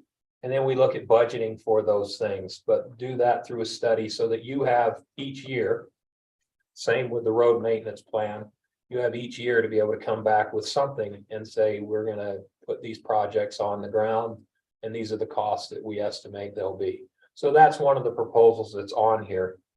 So Matt, Yeah. we've had a traffic calming budget in the past, but it's been more to handle the things like these speed studies and Yeah, it's been initial more to things, not handle for those. capital That projects. is You're talking correct. about something bigger. Yeah, that's correct. Like if you're going out and you're narrowing roads, you're putting in crosswalks, raised crosswalks, you're doing whatever these things are, Public Works, we really don't have a lot of small ticket items. I mean, things start in the tens of thousands and they go from there. So it's not something that I can just readily go out and put on the ground. It's something we do need to study and we do need to find out what's needed and what the council and the resident and the community as a whole wants to see as a community value on that. So we're making that proposal. The other thing that is on the traffic calming, there are a couple of things we've had. Danish Road has come up. We've gone out and done speed studies on Danish Road. We've looked at it. The police have been out there on numerous occasions. We're seeing we've done that, and the point we need to bring this back to council and have that discussion. It's a bigger picture than just putting down speed bumps, if you will. There's going to be more to it. The residents in that neighborhood or along Danish Road are for asking for a lot more than what we can provide without having some deeper discussions on that. So I would suggest also when we go into the retreat, we take a look at things of that nature and see if there's some things you want to look at. And then the last one I believe Tim has on here. And Mayor, you can speak to this and Chief as well. We met with the Brighton High School principal, Mr. Sherwood, to discuss the pedestrian crossing here to the just to the west of us at Butler Hills Drive and across from the high school, or the bus entrance or exit for the buses. And we've had that discussion and we wanted to bring that forward. And I don't know how to approach it from here. I don't know if Tim can hear us or if he has if he even has a voice right now. He sounded pretty rough earlier. Well, let me add, there's a vulnerability right now in that crosswalk. And that vulnerability comes from, it is, Too much. time of year when, so the week or two before daylight savings. At 7 a.m. when kids are crossing, it's completely dark and there's no lighting. And there were some scary incidents that happened at that crosswalk. And so, I had proposed originally, and I was worried about how fast cars come up Bengal to the school. So I proposed a bulb out. It doesn't look like a bulb out is engineering wise feasible at that crosswalk station. So we have to slow traffic down coming up to Bengal. So we are about 3.5 weeks away from it being just as dark again. I know that we have talked with the county and to install some temporary lighting. And I don't know what that looks like, Matt, if you can talk to it. Just as far as temporary lighting, what we have is we have what we call the light plant that we can put out there in the mornings, and that is, it's a construction. You've seen them on all construction sites. It's a generator with lights on it, and we can put it at that. The light towers. The light towers, yeah, so we can put it out So it there. would need to be put out and then put away. That could, but we'd have to run it and see. The problem is because that the sitting out- crosswalk at night when it gets used too, you know. It is a crosswalk in the evening, but I don't have staff to start the thing and shut it down and move it back and forth. Can it run 24/7? If we keep fuel in it, and it'll wear it out pretty quick. They're sure we can. I prefer we shut it off. I mean, we can go by and flip the switch and turn it off in the morning. And if we can keep an eye on it and we have a space, we can park it there on the school property and keep it out of harm's way. So this would be on school property towards the sidewalk? Yeah, we would, but it's big enough. It could sit right here. I mean, believe me, it's bright enough. You're gonna get some, But you're probably gonna. we're gonna deal get some with it. phone calls. Yeah, you shine But- it that direction, those. Okay. Can you shine them down a little bit You or? could shine them. Yeah. Yeah. Well, they are, well, just remember, you've seen them on construction Well, they sites. used They to are- football for playing football. I know that, and you could. Yeah, it's not a big, it's not any. So one on the It's bright. south side of the road We'll would be get enough. plenty of light, Okay. plenty of light.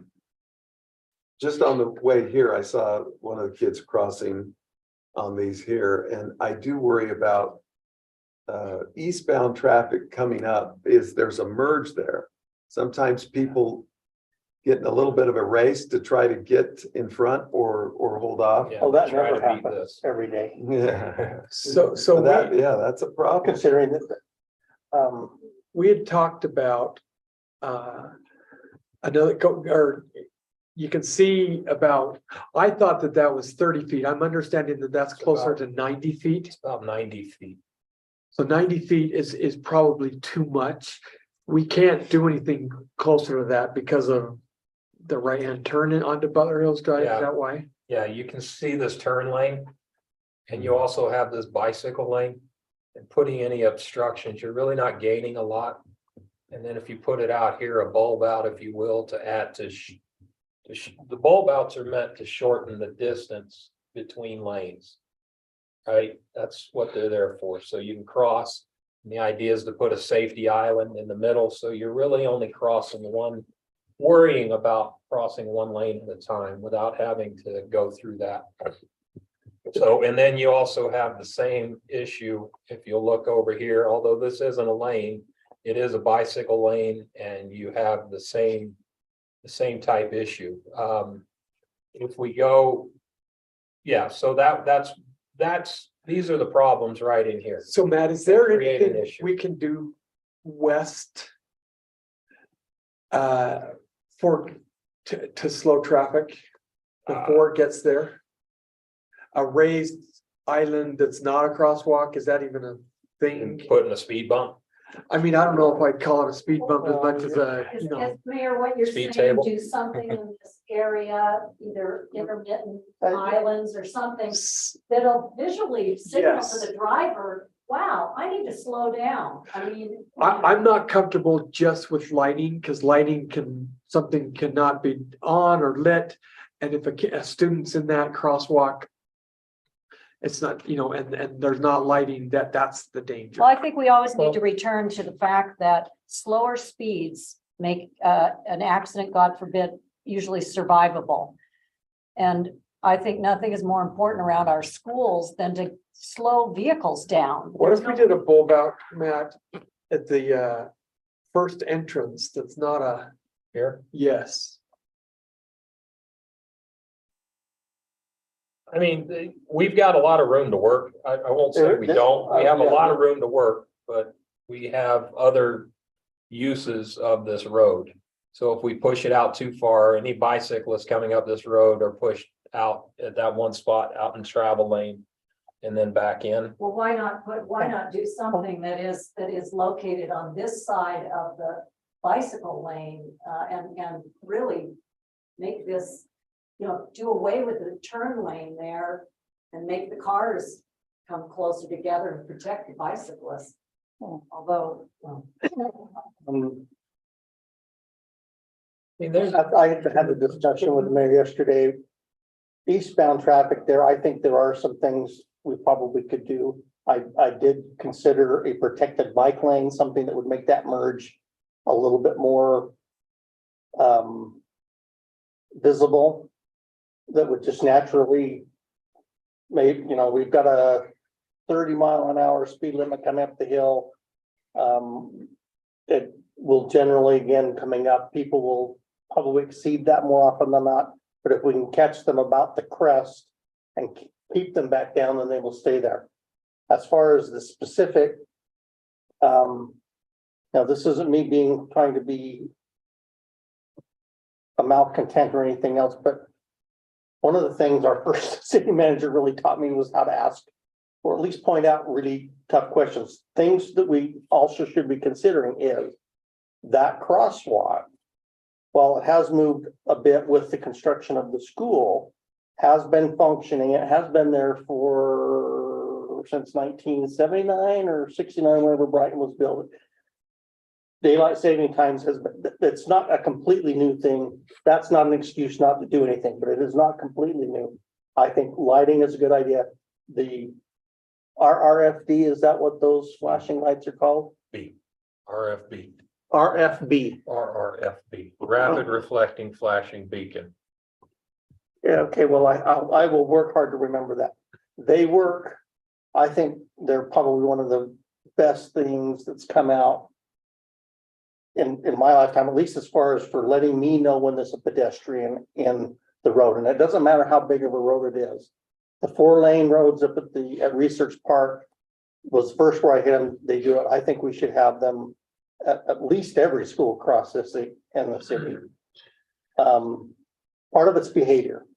And I think an announcement to students driving and the students using it to make sure they push the button to show their friends that they're there and their friends who are driving to know that when you see this, it actually means something, would go a long way.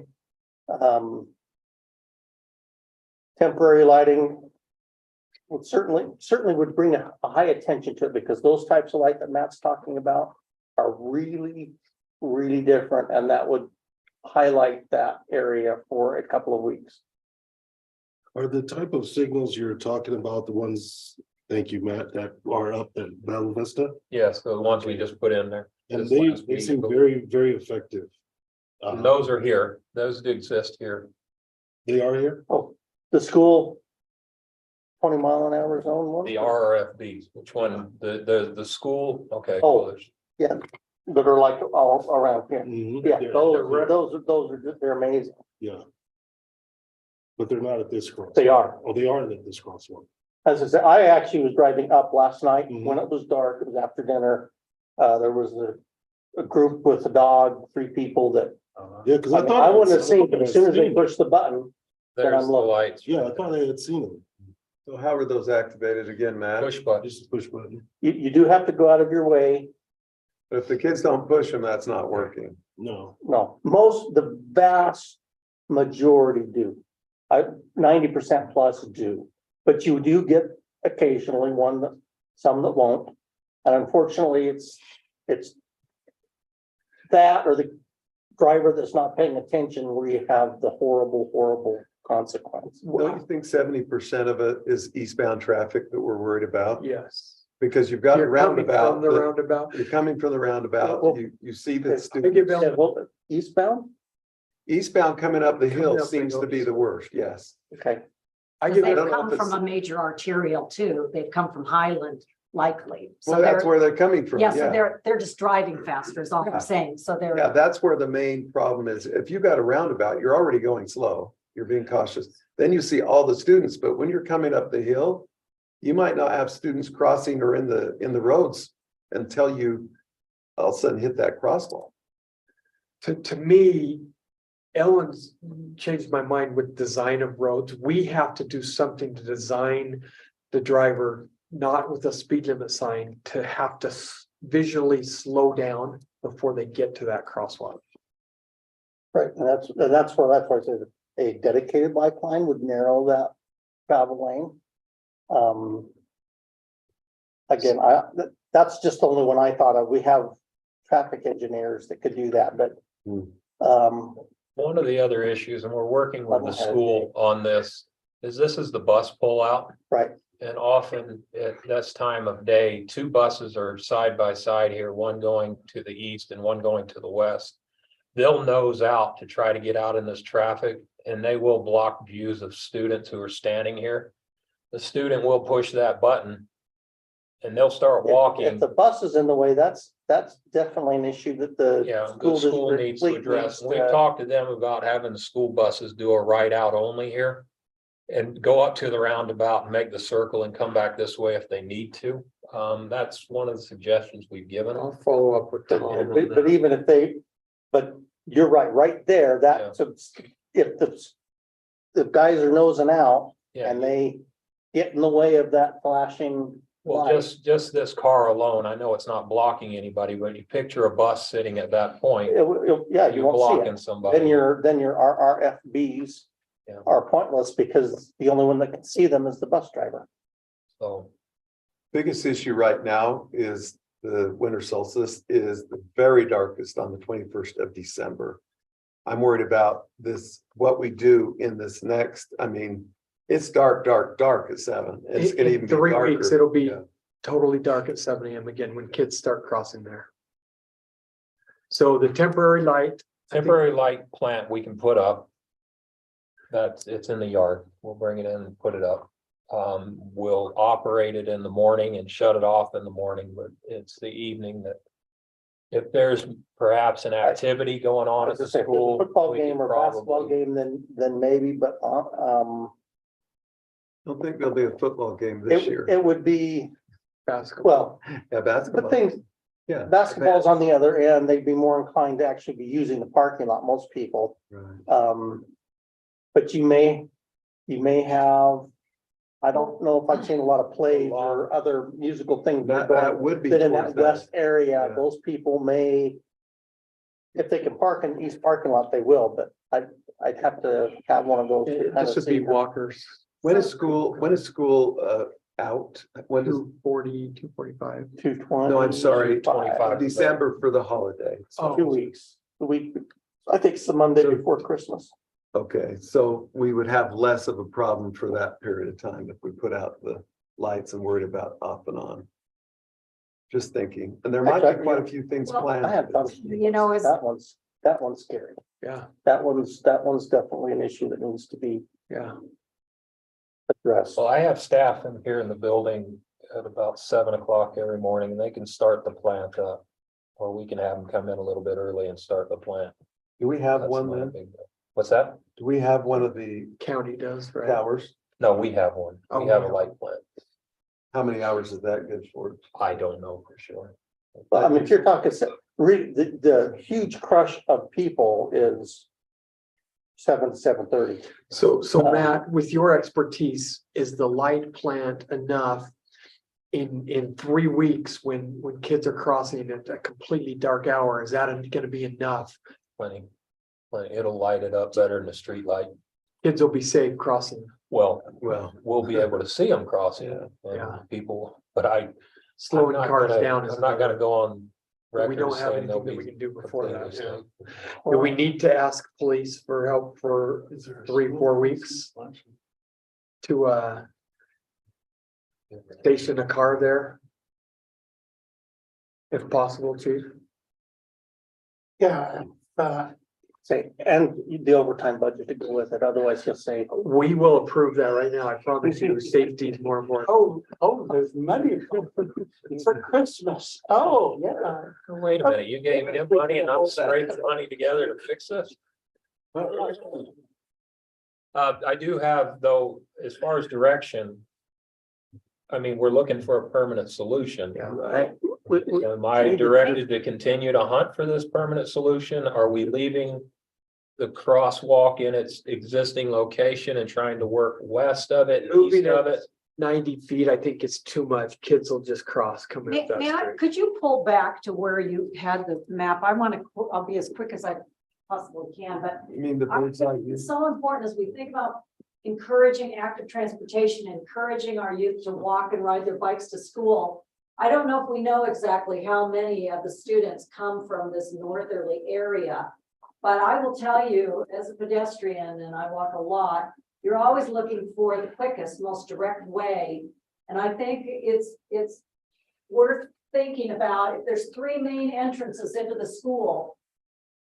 And we have put the crosswalk closest to this. I don't know how many of the students flow out of there, how many go up Butler Hills versus how many are trying to get up to their houses that are located there. There's a lot more on the east side. Okay, so there's a lot more there. So And here's then the thing, usually and the- I can't put the toothpaste back in the tube and but you know, there was a choice made to make this ocean of parking spaces. So to begin with, if I lived up there and I was coming out of either of these entrances, to expect me to walk all the way over here, to walk up here, to go through the roundabout, to then go where I really want to go.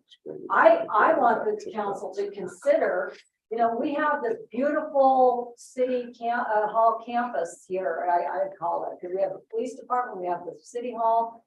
And the path that's the most direct for all the students that live there, whether they're coming out of this or this set of doors, is to go, There's one here. No. And there's one here. no, okay, what I'm saying, Scott, is I've been there because they lock all 3 of these sets of doors into the building after school. And if I'm. There's not an entrance in the middle. The middle one is not an entrance, so Those it's don't- just those- the 2 Okay, outside. some percentage are coming out of here and some large percentage are coming out of here.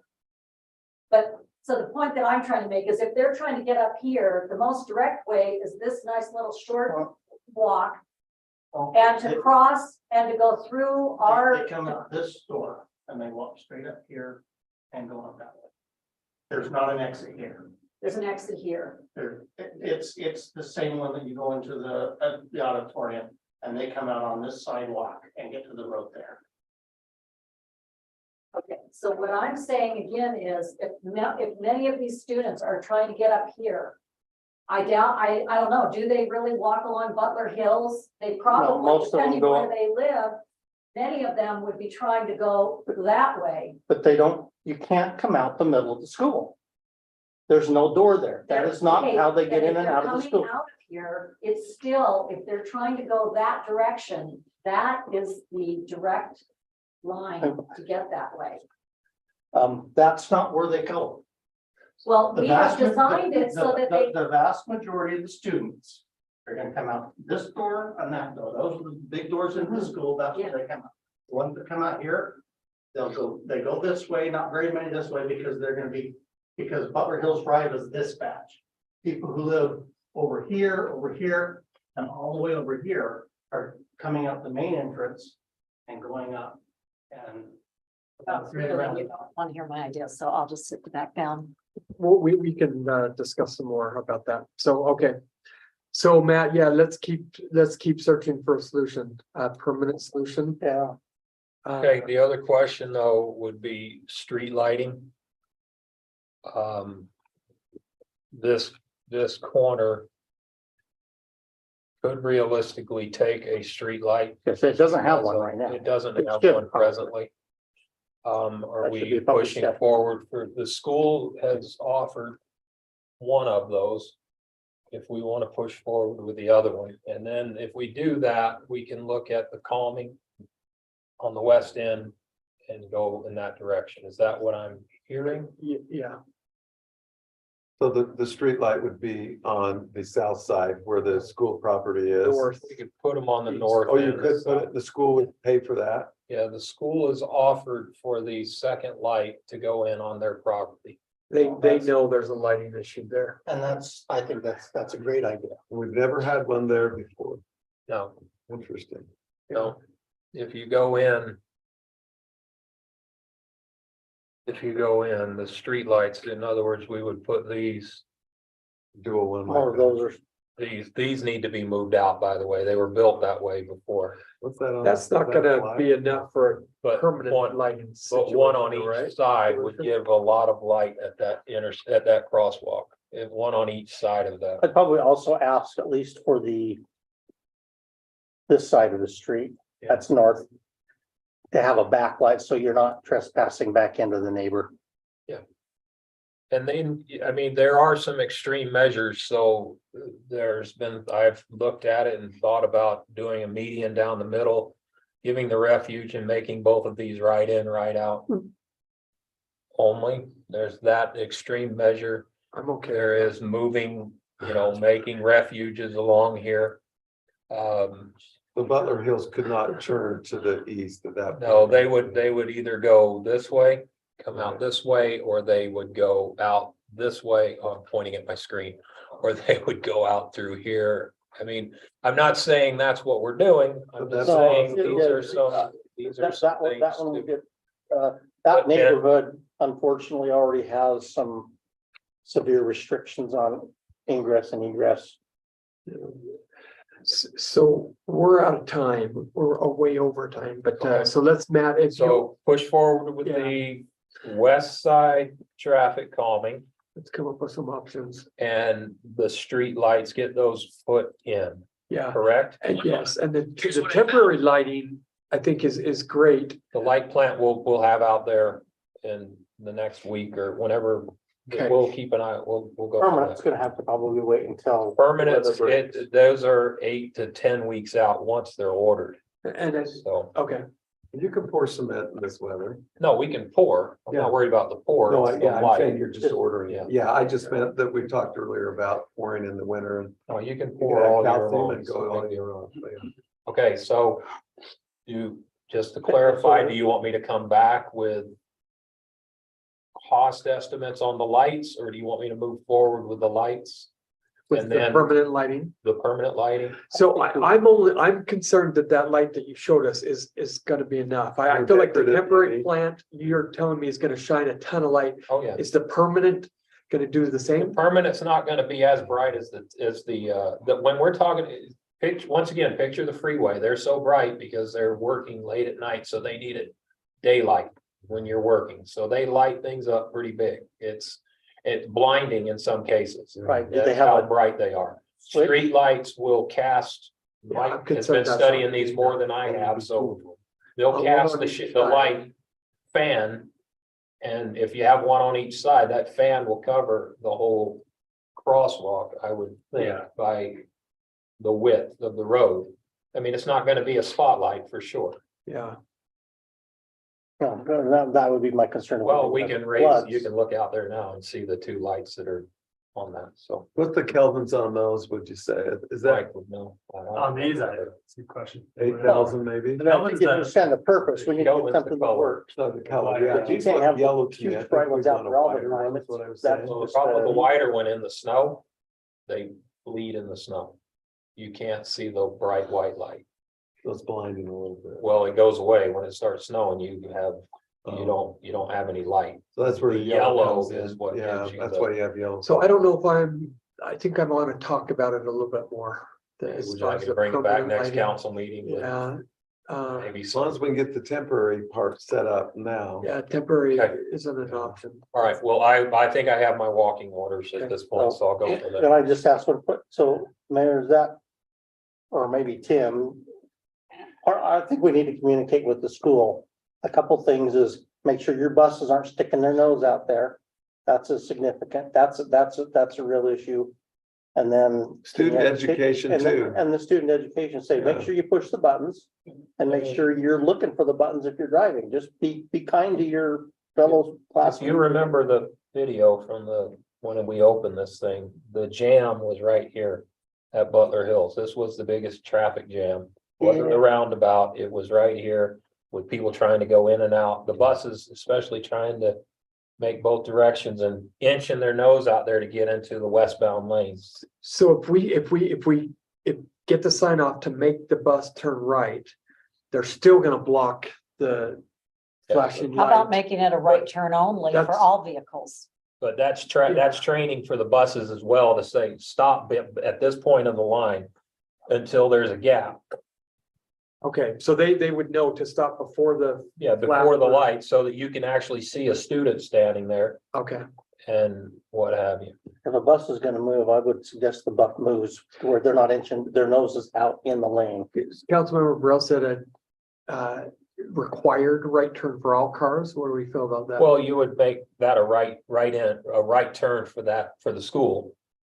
Are you talking? I'm talking about when you're All coming out of cars. the school onto the So- road there at that. Yes, yeah, make Make it it a right right turn. turn. That's what we're saying. Make that a right For turn. not just buses, Okay, but. yeah. Because a big SUV or I something. mean, could you still can block go down to the roundabout. It's not that much more time to Yeah. go to the roundabout and head back the other way.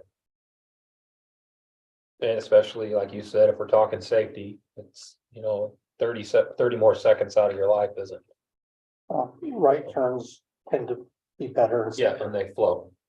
You know how, Matt, they have the flags where they walk. I was thinking, I wish we had an LED thing that would really be bright, that they would not still, that would walk across that would really, We You know, used to have flash. flags on this and we flags would replace work them in the about dark, every 3 yeah. days. what's that? We'd replace them. Yeah, about every and 3 that's- days. They It walk still off. is about slow speed. Yeah. That is the number one protector of all users is slower speed. Yeah. That is absolutely. The design to the west to me is critical. Yeah. If I just want to make one quick statement related to the traffic calming discussion, and that is, I'd like to understand before we consider outsourcing this to consultants, I'd like to see what the WFRC would be willing to help us do in an analysis of our city for traffic calming.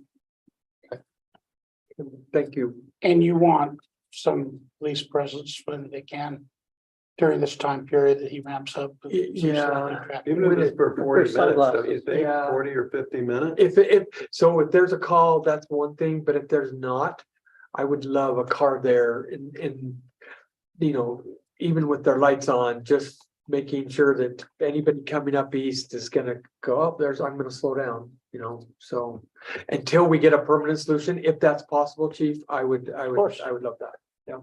Okay, Okay. So we are way behind. We might need to come back after business, folks. So to get through what we need to get through. Can we just get some food and eat what we? Well, we have clothes too, so I was gonna Oh. put. We have close to. Yeah, so I was gonna have us do that. Just That's okay. talk. So let's do this. Let's go until 6:30. We will at 6:30, we'll adjourn to a close, eat, and we might need to come back after to finish our items inside the staff reports, if that's okay. After. Is that okay?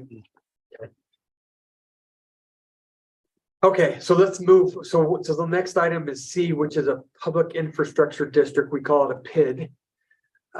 And so I am going to have our Community and Economic Development Director, Mike Johnson, talk to us about this. And this is coming specific to us because of the a request from our gravel pit developer, Right. Rockworth. Yeah, thanks, Mayor. I will say with the red herring, that's a city initiated ordinance. If you want to cut it short tonight or push it. It's up to Okay, you. okay. We can come That's an back option. to- Let's see how long the pit. I'm ready either way. Yep. Push it. Okay.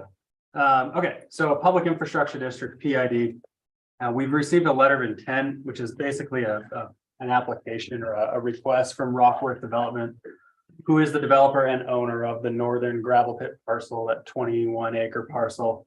It's all owned outright by them and their ownership group. So the purpose tonight, though, is to educate the council on what a PID is, and then provide an overview of Rockworth's proposal, and then get some direction from the council on next steps. I will say all the information in this presentation came from a few different sources, some financial organizations, the Zions Bank, Public Finance. There's some public presentations out there. Piper Sandler is another financial consultant that is actually working with Rockworth on this request. Connie from Piper Sandler is here, so if the council has very technical questions, you're welcome to call on her. So I'll just go through this here. Senate Bill 228 in 2019, I believe, created public infrastructure districts and the legislation that allows those. It grants cities and counties in Utah the power to create these districts. And the purpose of them is to finance public infrastructure for new development. How they work very generally is they issue debt repayable from property taxes or assessments on property owners, but only within the boundaries of the district. So there's an additional tax assessment to property owners within the district that's approved. And then that extra assessment can be used to pay off bonds that are privately financed from the property owners in that area. They are local districts and constitute an independent political subdivision, but they are different than like your special service districts. They're not a component unit of city or county government. And would that only be on the development, the houses that are within It's- that Rockworth development? In this case, yes, they propose a boundary that only applies within there. Okay. And you'll see here. Probably more appropriate to say buildings, because it wouldn't Yes. just be housing, it would also Right, be it's yeah, all the office development buildings within the area. Now it's used more broadly, in residential subdivisions elsewhere, and it's probably more complicated elsewhere when you have multiple property owners. So this is just another helpful graphic from one of the resources I found. Financing tool with defined boundaries. PID is qualified to issue bonds to finance public infrastructure improvements. Tax revenues and fees generated within the boundaries of the districts may be used to pay those bonds. They are approved by cities through a technical governing agreement, but they're separate standalone financing districts, and the bonds and credit ratings and things like that don't rely on the city and don't affect the city at all. They're created for many types of development. So these are just some usage scenarios where this is kind of the different resources I pulled together, identify these. The next few slides, there's some scenarios where you would see these. I started the second one here because that's probably the most applicable to the proposal we have. But they apply or can apply or be used when significant vacant land exists where a community desires to see a lot of development, which is not occurring due to extensive infrastructure costs. They're also used when large-scale developments proposed and or a city wants or requires more public amenities than the bare minimum, which would include trails, plazas, active transportation, et cetera. Or in the gravel pits case, if the site presents unique circumstances with significant infrastructure costs.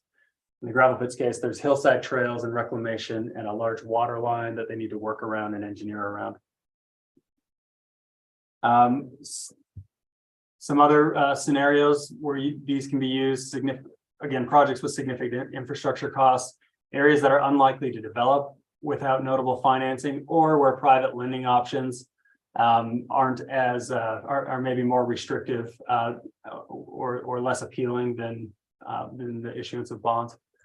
PIDs result in longer lending term at a lower rate generally. And the project is then financed. The public infrastructure is financed up front, and then the benefits of that flow through to end users and are paid over time.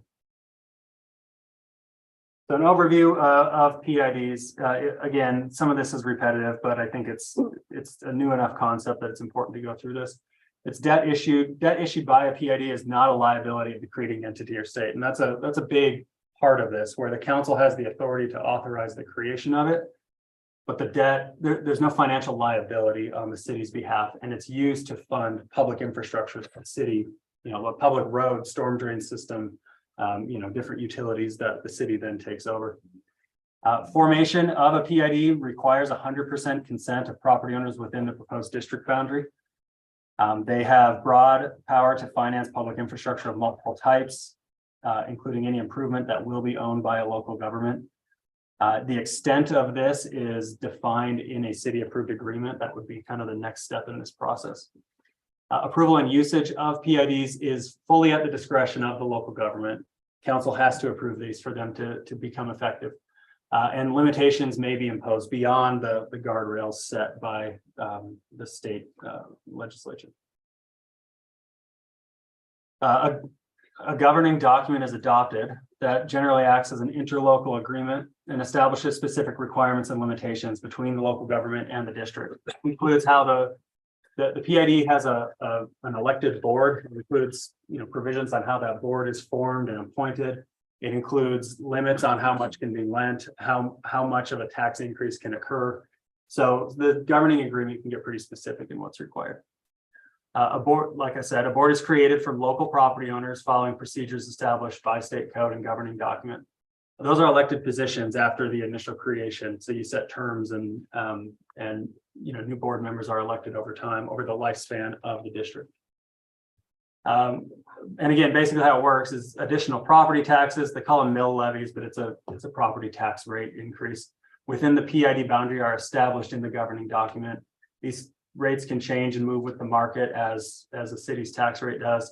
It is capped though at a 0.015 tax rate maximum. So that's the maximum amount of. For references, cities is 0.000 or it's 3 or 4 zeros. I pulled this up just prior, but the city is 0.011740. Okay, yeah. So All right. it'd be, if you do the full state statute, it would be basically doubling. And that's pretty unheard of, but that is. No, I just wanted to get it. Yeah, so What this is the maximum. was. Rockworth is proposing 0.005. So that's You their want, you don't proposal. only want enough to get what you need to do. Yeah, so I'll go through the details of their proposal in a minute. This is more just overview, but this is just shows you have different revenue sources. The mill levy, which is the tax rate increase, is one of those revenue sources that can be used to pay down the PID bond. Use of these other sources is defined and can be determined and negotiated in that governing agreement that's created. And then the PID bond is issued within the district, and it can pay for, those examples on the right, which is all public infrastructure. It's another key component here. So again, the state statute sets the outer limits that are constrained, which can be further constrained or regulated through that governing agreement, interlocal agreement that's required. The creating, this is also critical and good to know. The creating entity, which in this case is Rockworth Development, or AJ Rock, the property owner. Sorry, I had that flip. The creating entity is the city because the city authorizes the creation. The property owner then is Rockworth. They're each represented by council at the expense of the property owner. So when the property owner initiates this request, they are responsible for the creation cost, the upfront administration to get it off the ground. The city then, among other things, can dictate board terms and processes, set or further regulate the tax levy limits. You can limit amount, timing, terms, and frequency of debt authorized. You can determine the PID lifespan, and then you can allow other financing methods if you so choose. We don't have a community reinvestment area established here yet, so there's no increment being collected. It is one of the areas, like the larger gravel pit area is one of the areas we're pursuing, but it doesn't exist yet. So here's generally the roadmap of how this works. A city can establish a PID policy, which we do not have, and staff recommends we do as kind of part of this. And then a letter of intent is submitted, which is what we've received by Rockworth. Based on a positive recommendation, we can proceed then to the governing document step, which is probably the most intensive step of this, of determining how this looks and what the details are. And then finally, that results in formation of the PID and their ability to go issue bonds. So that's a very quick overview. Again, if you have technical questions, there's someone much more qualified than I am to answer those here. Rockworth's letter of intent, again, it only applies to their property, 21.56 acres. This has already been entitled. It's working through kind of the engineering design process on the actual development now. They are proposing to use the funds for sewer and wastewater, which is stormwater, storm drain improvements on the site, water lines, streets, curbs, and sidewalks, which does include 2 traffic circles, some on-street parking, some enhanced sidewalks, and you know, kind of separated pedestrian areas that are more than the city's minimum standard. And then parks, trails, and public common areas. Notable on this site are some public plazas and let's see if my mouse shows up. This kind of trailhead area around this traffic circle. And then it's hard to see, but there is a whole network of hillside trails that I believe is all included in this proposal. Rockworth is proposing a maximum mill levy of 5 mils, which equates to a 0.005 tax rate increase. And then a proposed maximum bonding capacity of $15 million. So our recommendation as staff, and I have talked to Tim about this, is that maybe in conjunction with this, we do create a PID policy. Should we see this again, you know, it may not be unheard of to expect this potentially when the larger portion of the gravel pit comes online, whenever that is. We don't have a lot of large undeveloped properties, but that certainly would fit the bill of a lot of where we see these used. We do support the council's recommendation to move forward to create governing documents. That step will take a little bit to work through the details, but again, it's at the applicant's cost to do that. And it does not represent a commitment or guarantee of any sort of approval. It just kind of moves us to the next step. You know, I'm trying to wrap my arms around this. So, you know, this is going to create a lot of work for your staff. And what is our incentive as a city to encumber the cost of having our staff dedicate a lot of time to facilitate what really benefits Rockworth? What is the benefit to our city to engage in this, both financially or for the well-being of the community? I'd like to better understand that. I think it was that first bullet point that we're going to benefit from the tax base from the property being developed versus you know, a property that sits because the infrastructure costs are too high. I think that's how you frame Yeah, that it's right. absolutely an economic development tool. It will increase or it'll make the development of that public infrastructure quicker, and it gives them a financing source to do that. So the idea is it makes the rest of the development able to come online much sooner, and then you get all that public infrastructure, which is ours. It's, you know, it's above and beyond what we normally require. We've got public trails and trailheads and plazas and, you know, traffic circles and things like that. It brings that to fruition sooner than maybe it normally would. So the mayor's right. Pits are fairly common, right? I mean, they're basically trying to get the owners to participate in the cost of infrastructure. Is basically the bottom line. And I think that, you know, I think honestly, the creation of governing documents is very legally intensive, and that's where the cost of that, if we need to bring in assistance to help develop that, the cost is borne by the applicant and not by the city, which does help. But they don't pay your staff. They don't pay city staff, but, you know, we'll be in meetings and we're still doing the development anyways, but the actual nuts and bolts negotiation of the governing documents, legal intensive. Well, So I don't- there's a return on investment is what's being stated. Right, if we do right. this. And it's this cost of staff and everything else would be that Yeah. investment. well, one of the things I would still, you know, this is a little bit of side note, but it's related to this, is as we go forward as a city, I'd really like to see us reconsider how we proportion these parking lots associated with both Class A office space and others. You know, as if you look at the number of parking spaces that sit empty in the places like the old mill, and, you know, there's just, again, oceans and oceans of empty parking spaces associated with Class A office space. And I realize that this is not exactly germane to this precise thing, but perhaps at our retreat, we can take a look at this and perhaps audit in some way formally the amount of, again, empty parking spaces throughout our city that are just consistently vacant. And you know, you look at that, a lot of parking space associated with this, and we can't do anything about that. I realize it's a done deal, but I do want to go on record that we need to really reconsider going forward as a city. do we want these just, again, oceans of asphalt parking spaces? I will note on this one that there is, they have utilized a kind of a shared parking where you have certain uses that are busier at, during the day on weekdays, and, your hotels and restaurants who are generally busier at night. So if you look at the strict parking ratio for each square on this, it doesn't meet the city minimum of typical zoning, but as part of the PDD process, that shared parking concept was implemented on this site. That parking is not funded by the PID. I just go on record and say that it's just the kind of the road network in here. I know that whenever you build anything, you've got to have so many spaces, when you have a building. I know that it'd be great if we all had, bicycles, but when it comes down to this, if you don't have enough parking spaces, you cannot build a building. Well, that's dictated by the city, what those ratios are. And that's what I'm asking, that we visit that and see whether we want to continue the practices of, again, the past.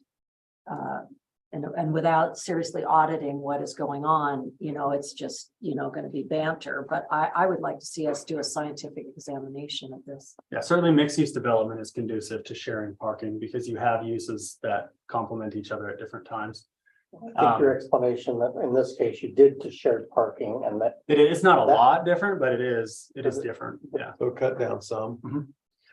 Connie, anything you'd like to add? From my experience on differences, I think this is exactly the type of project that the tool is set up for. You have the mixed use, you have the added amenities that wouldn't be possible without the PID, but the whole region can see that. I like it. So I would be in favor of moving forward, I guess. So Mike, what is the process from here? Well, I think if there's a general consensus among the council, we would follow kind of this and we'd work to create a city policy on these as they, if and when they come forward in the future. And then we can start meeting with the property owner to work on, establishing that governing document that will come back to the council for full discussion and review. Second concurrently. Do we have three? Yeah, that's what we would do. Move forward, Doug. I think so. I Okay. think it's a good tool that benefits both parties, I think. Yeah, let's move forward, Mike. Okay. That's okay, great. Okay, thank you. So Then the tax income. For sure. 3 minutes for riparian, Mike, can you do that? Sure, yeah. No, I'm just teasing. So let me think We about could this. do for a that. second. We could push that back. I'd like to spend a little time on this, and I don't know that tonight's the right time. Again, it's city initiated. It's part of SLEDs. We have 40 minutes scheduled and I think we could use that all. So if you want to not rush it and allocate more time, we can come back later. So We can do we've got another some meeting. busy meetings coming up. Yeah. So let's see. Mayor. Come back after. Let's do this. Let's move off into our closed meeting. So actually, before we do that, let me get through the review of calendars. So we do have a Light the Heights, which will be on November 28th from 6 p.m. to 9 p.m. here at City Hall. And why I would reemphasize this was a really cool thing last year. If you can make it, I think it'd be really good to get on your calendar. Future city council meetings are now down to just December 6th and 13th, all starting at 4, business meetings at 7. So at this point, I will entertain a motion to enter into a closed meeting. Yeah. Property Property, yeah. Right, in regards to property acquisition, sorry, yes. Then I move that we take a 3-minute break and then close the open session and move into a closed session for the purpose of discussing potential real estate transaction. I second that. All in favor, say aye. Any I need opposed? that 3 minutes. We're good, so we'll try to start the No, closed meeting at 6:30.